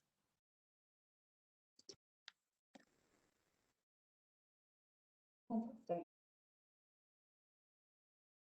Of our 3 panel sessions, which is improving the visibility of Welsh research in the international research landscape and fostering international partnerships, harnessing the potential of international student mobility. And as previously, each of our panelists have got 5 minutes for their opening remarks, and then we'll move to a Q&A session. You can put your questions in the online function. So our first speaker is Professor Christian Kunert, the Director of the Jean Monnet Centre of Excellence and International Centre for Policing and Security at the University of South Wales. Now, Christian is fluent in 7 European languages and has researched and taught in universities across the world, including China, Armenia, Egypt, Moscow, Portugal, and he's very well placed to open up this discussion for us. So over to you, Christian. Thank you. Many thanks, Virginia. It's a great pleasure to be here with you today. I think that's fantastic, and the topic is really so important, in particular in the current circumstances. We have the pandemic, everybody's worried, how is everything going to pan out? And in a sense, I think universities play such an important role as the economy is coming out of a very, very difficult phase. I think this is really very, very exciting to be speaking to you today. So what I want to talk to you a little bit about is kind of how to build international partnerships, because there's certainly something that in the UK and in Wales in particular, we have a number of really strong advantages that I think people need to be aware of, and they should really play very hard on some of those advantages. Firstly, I think it's important to point out to people that UK is very, very strong in research. We are the 3rd most prolific producers of academic papers globally, just after the US and China. And of course, they are much, much bigger than the United Kingdom. We are the 1st in terms of papers produced per capita and the 2nd highest in Nobel laureates. UK research is incredibly international. I think if you go to many other places in the world, you will see that in the United Kingdom, we have a very international environment. There's more than half of all of our papers that are published in the UK, they are dependent on some form of international collaborations. The research landscape is, of course, changing. A lot of emerging economies are playing a role. I see that very much in my own centers, where we have links also with African countries, we have links with Asian countries, we have links with obviously North America, Middle East, and a lot of different countries that are really emerging in science and are becoming more and more important. So international collaboration itself is vital for research, and of course vital for increasing our impact and our research, our reach of our research. So we need to lead by example in terms of international mobility. It benefits research, and of course we need to share our international challenges, because of course every collaboration has its challenges. But over time, this can lead to a virtuous circle where we have a very strong research base that increases our propensity to build international collaboration, to produce more and more high quality research, and to attract, as a result of that, more talented students and researchers. And I think there's something that we're building here in Wales that is very, very important. In the UK as a whole, 47% of our doctoral students are coming from outside of the UK. 72% of our researchers are internationally mobile. So these are very, very important figures where we have a very clear international environment. So why then should you partner? Why then, what makes a good partnership? How do you identify those partners? Well, why you should partner, certainly from the kind of research that I'm doing, I work a lot on counterterrorism, international security issues, policing issues. A lot of these issues are complex and they require international collaboration, because very often those issues, they are internationally linked. It's about making a difference, really providing solutions for some of the largest security issues of our time. Certainly terrorism is one of those, but we have many other security issues where really with international collaboration, that's the way forward, and where you can make a pathway to an impact, where international partnerships are very essential. They're strongly built into a lot of the funding schemes that we have nowadays as well. So I think all of this is incredibly important. Obviously, in order to make this work, you need a common shared vision amongst all of your partners, a purpose, goals that are clearly defined. You need to provide support for your partnerships. One of the things that we've built recently is a Jean Monnet network on counterterrorism across 14 different partners in 11 different countries, most of them European, but also in Israel, in North Africa. We have various partners from Belgium to the Netherlands, to the Republic of Ireland, to Spain, to Italy, to Germany, Czech Republic, Romania.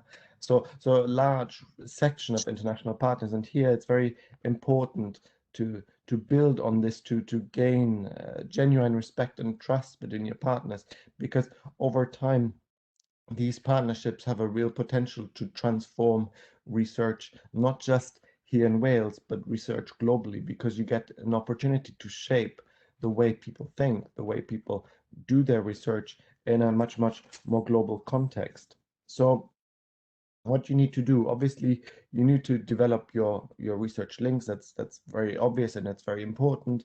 You need to link with your existing collaborators. You need to provide then good sharing of resources, responsibilities, benefits, transparent decision making, all of this to then ultimately lead to high-level outcomes that are going to bring us all the kind of benefits that I've just discussed in terms of research papers, in terms of research impact, and so on. Now, in terms of funding, I think it's important to point out that despite Brexit, UK institutions are still able to, in a sense, tap into quite a number of the research funding programs. There's obviously Horizon Europe, where we're still a member, where we can continue to apply for funding. And one of the things that is important to point out with Horizon Europe is the emphasis that the European Commission puts on synergies between different networks.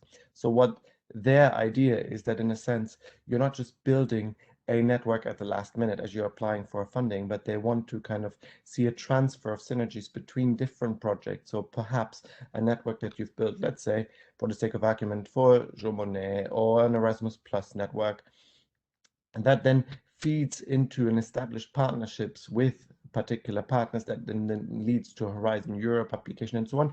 So all of these things feed into each other and build this kind of virtuous cycle of course, bringing out high research impact and so on.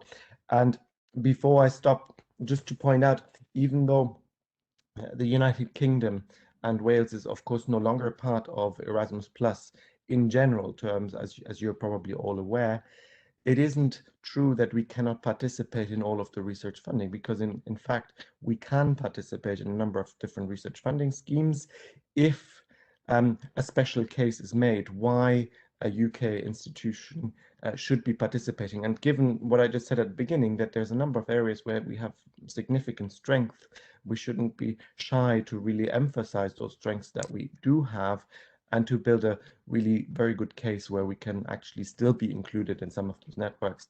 And I think there's an increasing realization that, of course, in order to build a European research area like the Commission has been talking about for a number of years, I think it is important to have a significant contribution by the United Kingdom and, of course, by Wales in particular. So I'll end on this note. Thank you very much, and I'm very much looking forward to your questions. Thank you. Thank you very much, Christian. And our second speaker is David Anderson OBE, who is Director General of the National Museum of Wales. And David is a recognised authority on cultural strategy and arts education, and is currently a member of the Board of Creative and Cultural Skills and on the Advisory Council of the British Council in Wales. So over to you, Christian. Thank you. Oh, sorry, David. David? Thank you. I should say, first of all, that the museum has had very long international connections. And just within the last few years, to give you some examples, we had a major exhibition supported by the Institute of the Humanities in Japan on Japanese design and the links over 400 years between Wales and Japan in that context. And that exhibition, Kizuna, Wales, Japan design, attracted over 60,000 visitors to National Museum Cardiff, and was the most significant exhibition outside London that there's ever been on Japanese culture, and combined research really on the Japanese side and the museum as well. At the same time, over the last few years, we've also had a major exhibition on on 19th and early 20th century art that went to major museums in Japan and was seen by about 300,000 visitors at different cities. And likewise, a year or two earlier than that, an exhibition on landscape art that went to the United States and again toured major cities and was seen by hundreds of thousands of visitors there as well. So in terms of profile and the identity of Japan, the museum is one of the major ways in which the nation can articulate its presence to a wider public internationally. We also have very strong connections with Latin America, Europe, and the United States, with museums particularly and cultural agencies that are committed to cultural rights, cultural democracy, and therefore share our values as a museum in the context of Wales's traditions of communitarian collaboration and social justice. And those connections are very important for us, and I'll come back to that a little bit shortly. The image that you see on the screen is an historical artifact in its own right. This is a mass observation study initiated by Gather Cymru in 1937, the same year as I understand the other, perhaps better known mass observation study was initiated. This was a questionnaire which was could be filled out by anybody in Wales. Interestingly, we actually charged participants 2p to purchase the questionnaire. And no doubt that skewed the results a little bit. Nevertheless, nearly 1,000 people over the years contributed to this mass observation study that's held in the museum still in our archives. And we are in the process actually currently of collecting another sort of set of responses from the public in Wales to the COVID experience. And again, have now had over 1,000 responses from people across Wales. We're asking them also to identify an object which, for them, exemplifies the story, the response they're making to us in their questionnaire. Could I have the next image, please? This is another COVID project that we've undertaken in partnership with Arts Council Wales and with support from the Welsh Government. We were approached by one of the field hospitals in Wales to ask if we could work with them to enrich the environment in which the staff and also the patients were experiencing during the COVID pandemic. And you can understand we were very, very keen to respond. And this is one image from one of the hospitals. We're now working with 3 or 4 different health boards across Wales on this project. And we have saturated almost every space in the hospital with images of very high quality, chosen by the clinicians themselves with access to our digital collections. So you have to imagine that the COVID wards themselves, the corridors, everywhere else around the hospital is filled with these wonderful high quality images. The lead clinician from this first project said to us that she wanted to move from having art in the hospitals to a model of where there would be a hospital inside an art gallery. So I think that there's great impact for that. Could I have the next image, please?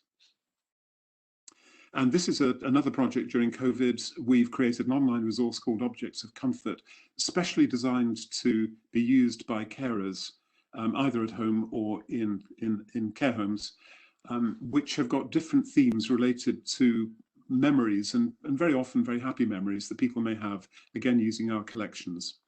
The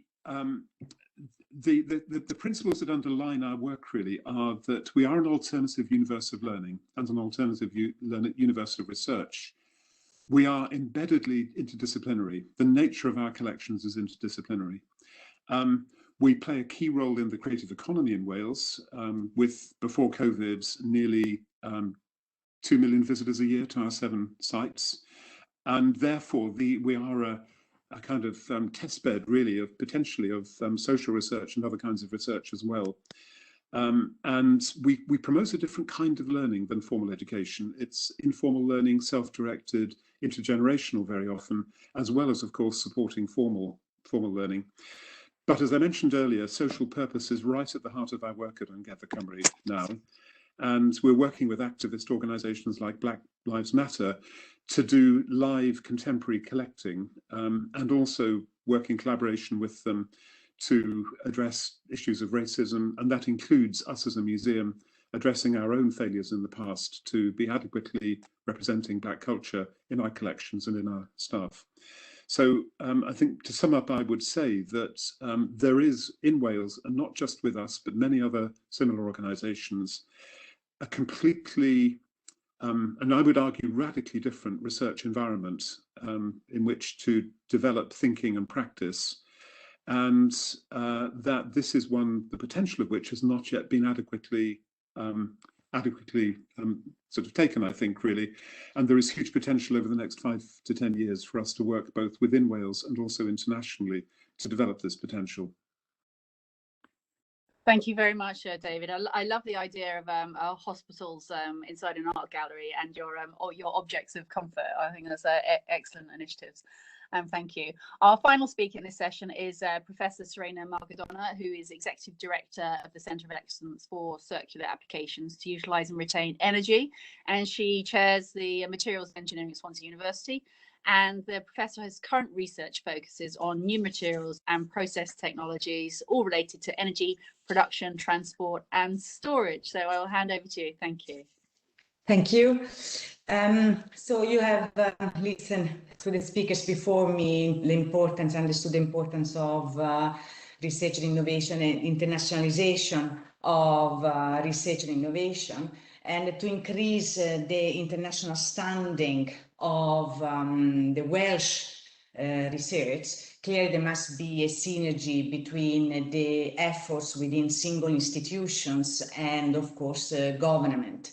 So a good starting point to find the synergies to look at the Welsh government internationalization agenda, where 3 core ambitions have been set, particularly raising the Wales profile on the international stage and establishing Wales as a globally responsible nation, looking particularly at the sustainability goals. They also created a roadmap of actions, and where the internationally recognized research and innovation, which is ongoing in Wales, is a key enabler. And there is also a recognition of the fact that there is a need to coordinate the international activities that are ongoing into the various institutions, and of course empower organization to do so.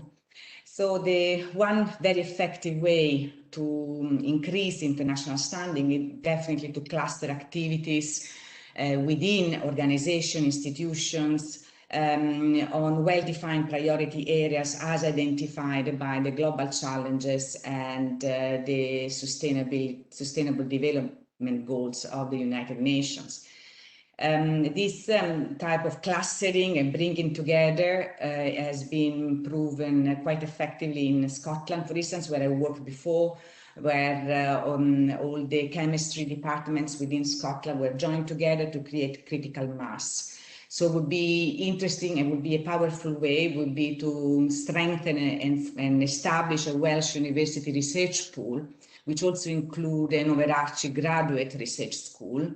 This on well-defined areas, particularly global challenges, this will support Wales in becoming, of course, a globally responsible nation, but also immediately increase the visibility through shared knowledge, facility, resources, and increase also the branding. Furthermore, by sharing and increasing critical mass, we can attract funding and enhance the magnet projects that are already available, particularly looking at sustainability. This we can build on the experience from the Camru and the National Research Network programs that have been very successful in Wales, and we can achieve to reach and tap into funding sources that we were previously unable. I'm talking, for instance, about my own field, energy storage.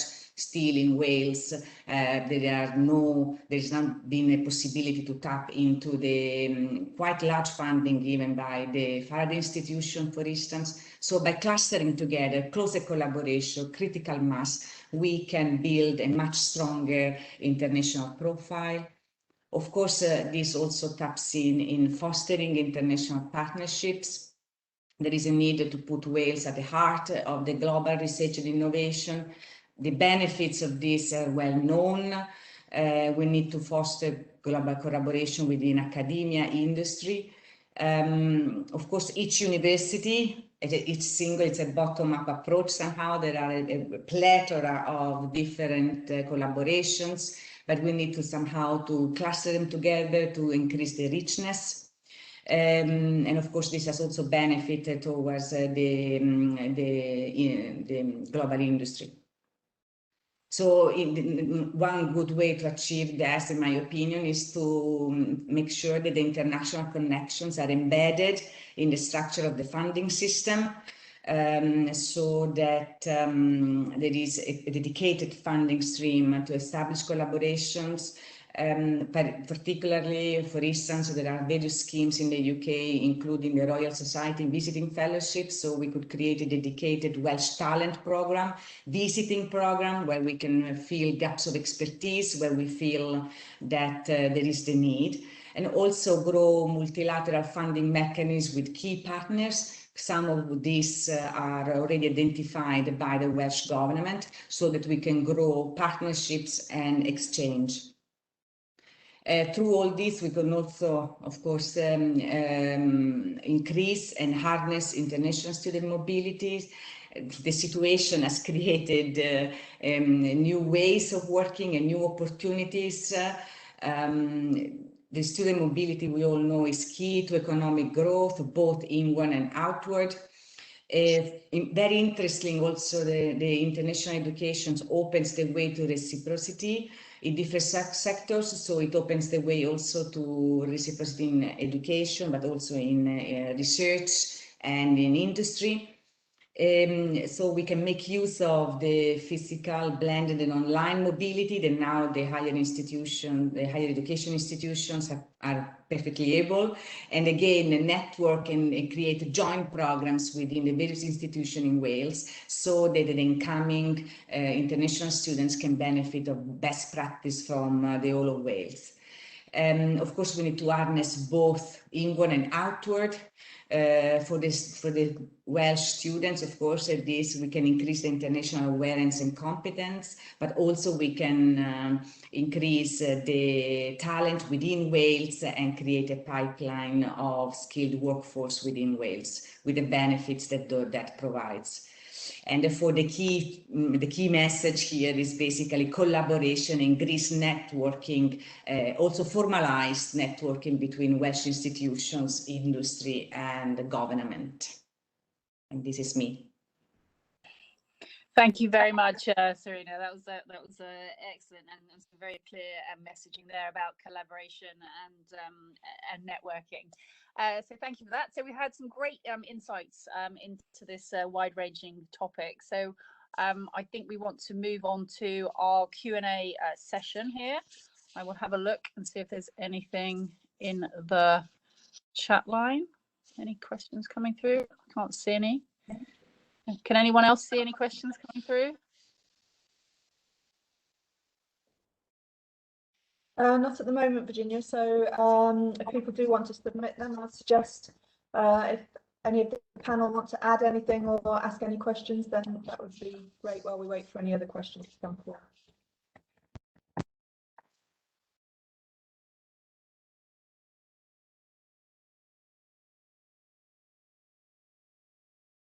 Or perhaps all the presentations were very conclusive.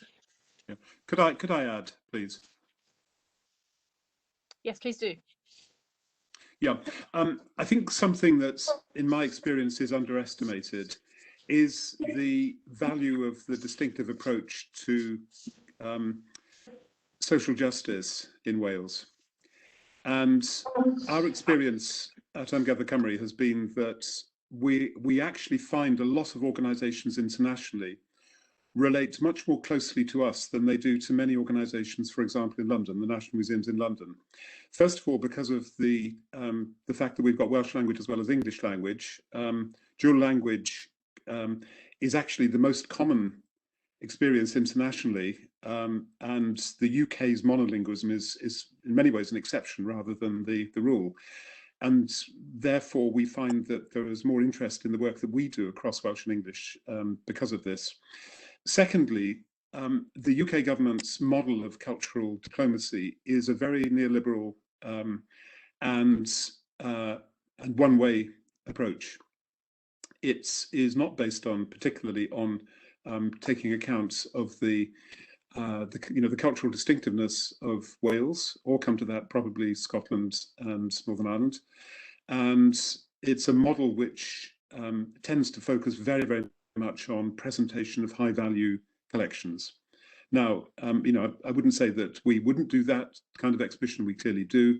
Nevertheless, we're very keen to have partnerships that are based on, as I mentioned before, the shared values. And we find there are a lot of organisations that are seeking us out rather than partners elsewhere in the UK, because of the combination of social justice and cultural practice, the cultural democracy, the cultural rights approach that we're developing. And I do feel that there is great potential, much more widely by Welsh organisations, to tap into these communitarian and social justice traditions in the work we're doing internationally. That's certainly our experience as a museum anyway. Thank you, David, and thank you, everybody. The final part of our today's event is a 10-minute address by Professor Julie Liddon, the OBE, the Vice-Chancellor of the University of South Wales and Chair of Universities Wales. And Julie is on the board of many worthy bodies, including the UCA, the HECSU, the University Alliance, and the Teaching and Quality Committee. And Julie will be taking on the role of Welsh universities in supporting Wales's future. And following her words, we will open up the floor once more for Q&A. Over to you, Julie. Thank you. Thank you very much, and it's a pleasure to join you all this afternoon. I think there are lots of themes that have come up from this morning that I'm sure I'm going to echo in my short presentation. So ahead of our elections in Wales, Universities Wales set out our manifesto, Building Wales's Future. We reconfirmed in this manifesto our fundamental belief to universities transforming lives through education and skills, through research and innovation, through employment, and through our civic engagement and work with our communities. We believe universities will be instrumental in growing the social and economic recovery from COVID, in training, upskilling workers of the future, and in innovating for a renewable, sustainable environment looking forward, such that we have energy solutions that move us towards the net zero carbon emission targets. During this 6th Senate term, universities in Wales will continue to be working closely with the Welsh Government to ensure our contribution to developing the future of Wales, and that we can maximise our talent and creativity. Can I first of all start talking about our economic impact? So when we look at the role of Welsh universities in supporting Wales's future, it's important we understand the role that we have played to date.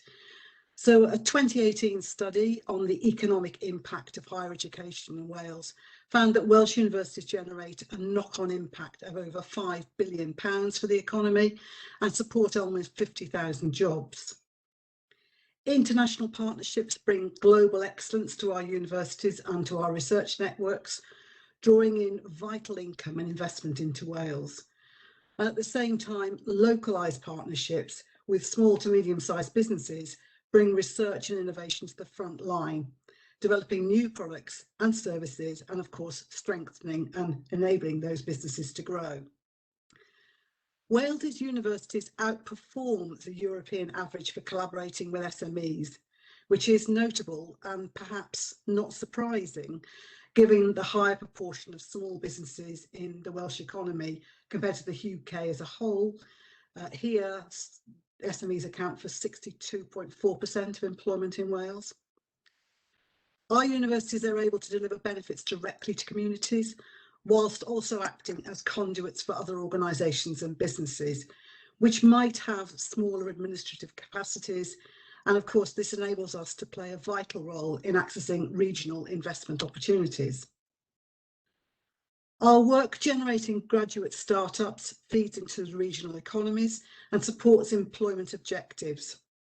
In fact, we have the highest graduate startup rate per capita in the United Kingdom. Beyond that, universities have also demonstrated an ability to leverage regional funding to secure additional funding into Wales. The long-established roots of many of Wales' higher education institutions, I would argue of all Wales' higher education institutions, and their strong local presence also enhances this impact. They are connected. They do have relationships with local businesses. They spend on local Welsh goods and services. The Universities Wales 2018 report, The Economic Impact of Higher Education in Wales, illustrates this well.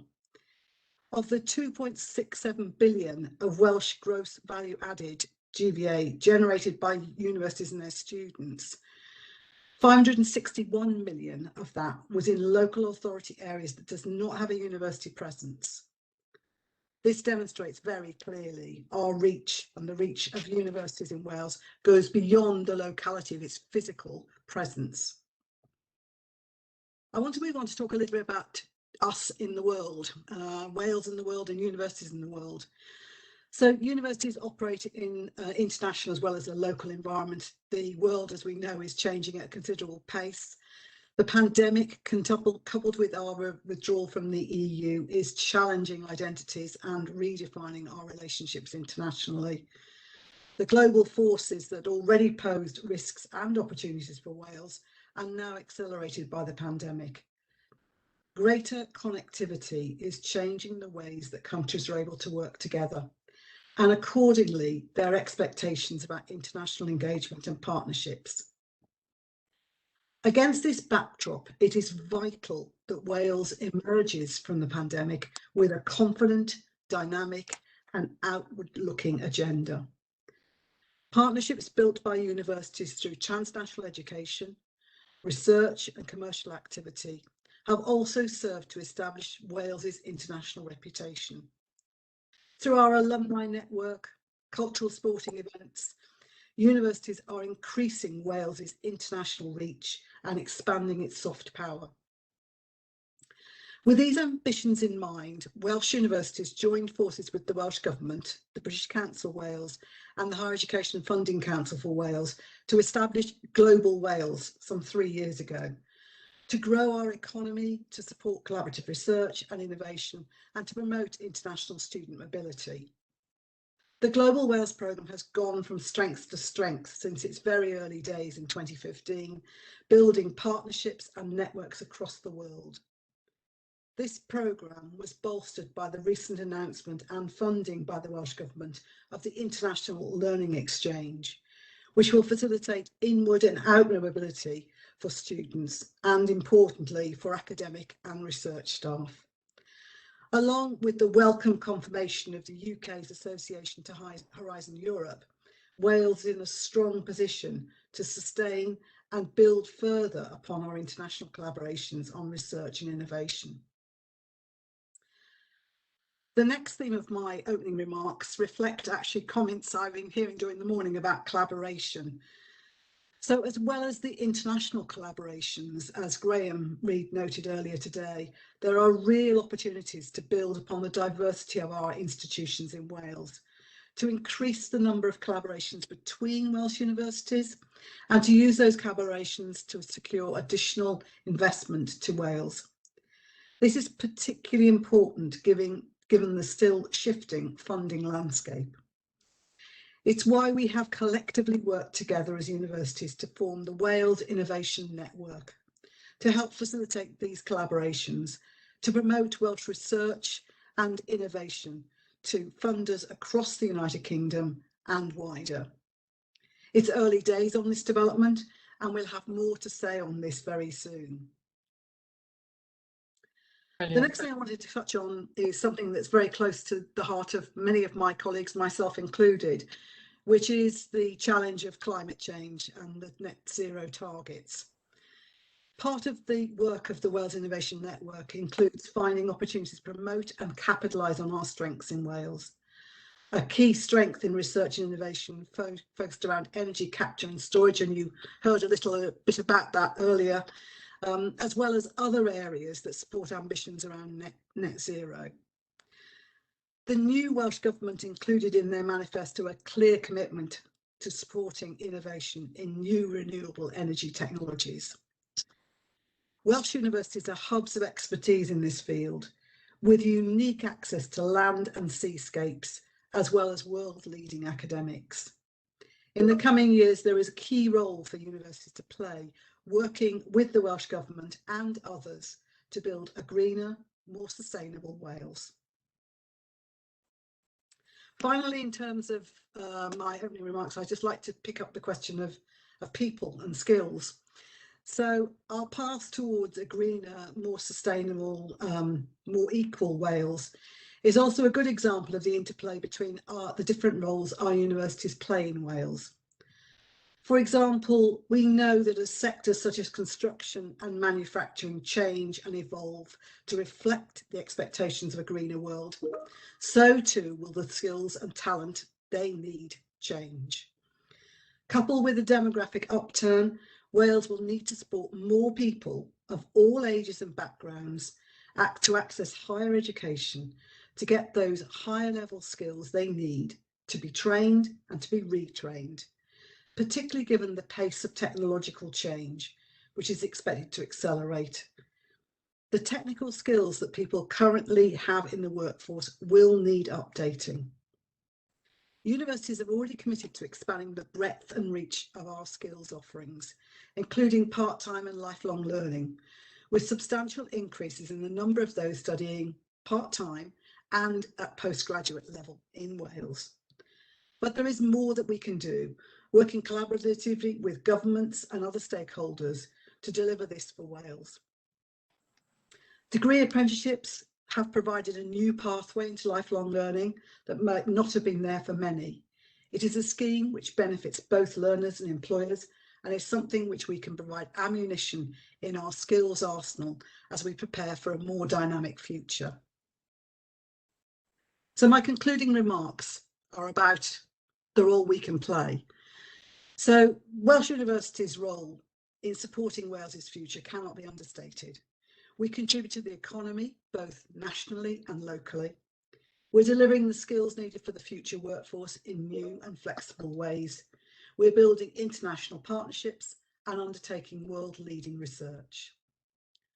The Wales Innovation Network is an exciting development in our research capabilities, harnessing our strengths and collaborating within the sector in Wales and beyond, which in turn will lead to increased investment, increased impact of our research and innovation to our economic and social recovery. Universities in Wales have enjoyed a productive relationship with the Welsh Government to date, and we have every reason to believe that this will continue to be the case. In my initial meetings with our First Minister and our new Education Minister, I will be championing the vital role of our universities in building Wales's future.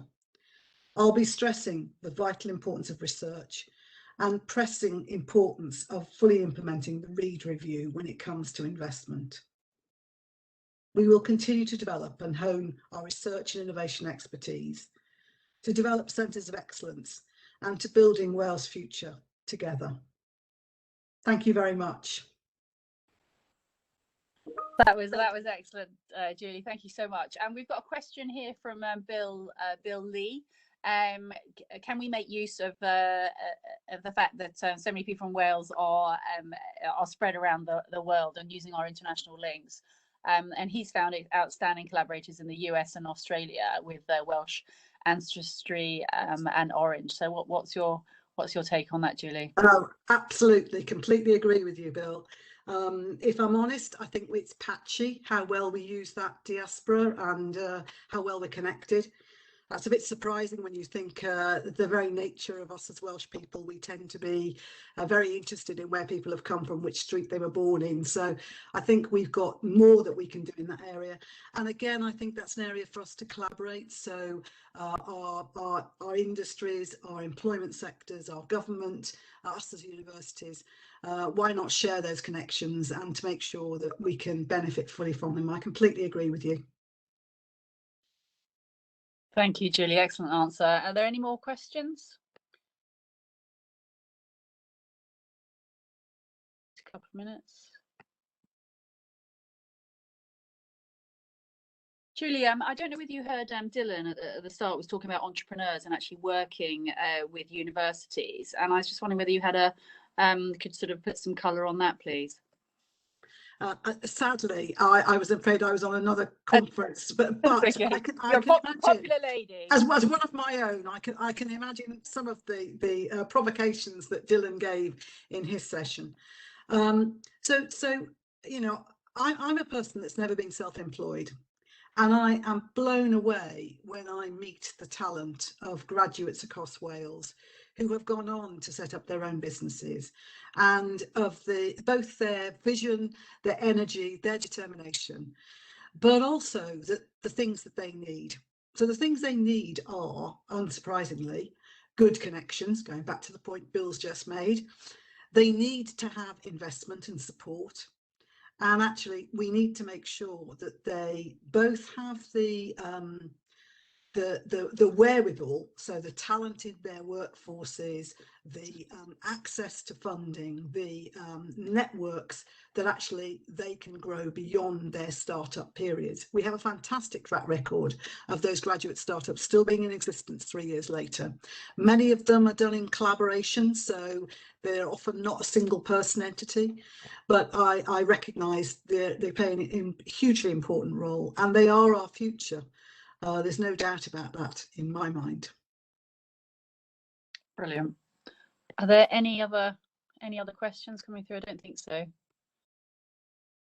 No, that's excellent. All right, so I'd like to thank all of my speakers today for their fascinating insights into the challenges facing research and development here in Wales. I really felt like I wanted to take every single person out for a cup of coffee so I could actually spend more time with them. And once again, thank you to everyone that's asked questions and everyone that's been part of this forum, and also to the organisers who've all contributed in such an enthusiastic way. So I'd like to now hand over to the organisers to wrap this session up with their closing remarks. Thank you so much, everybody. Thank you, Virginia. I'd like to thank, on behalf of the Policy Forum for Wales, I'd like to thank all the speakers for this morning, and also to the participants as well for joining in with the Q&A sessions.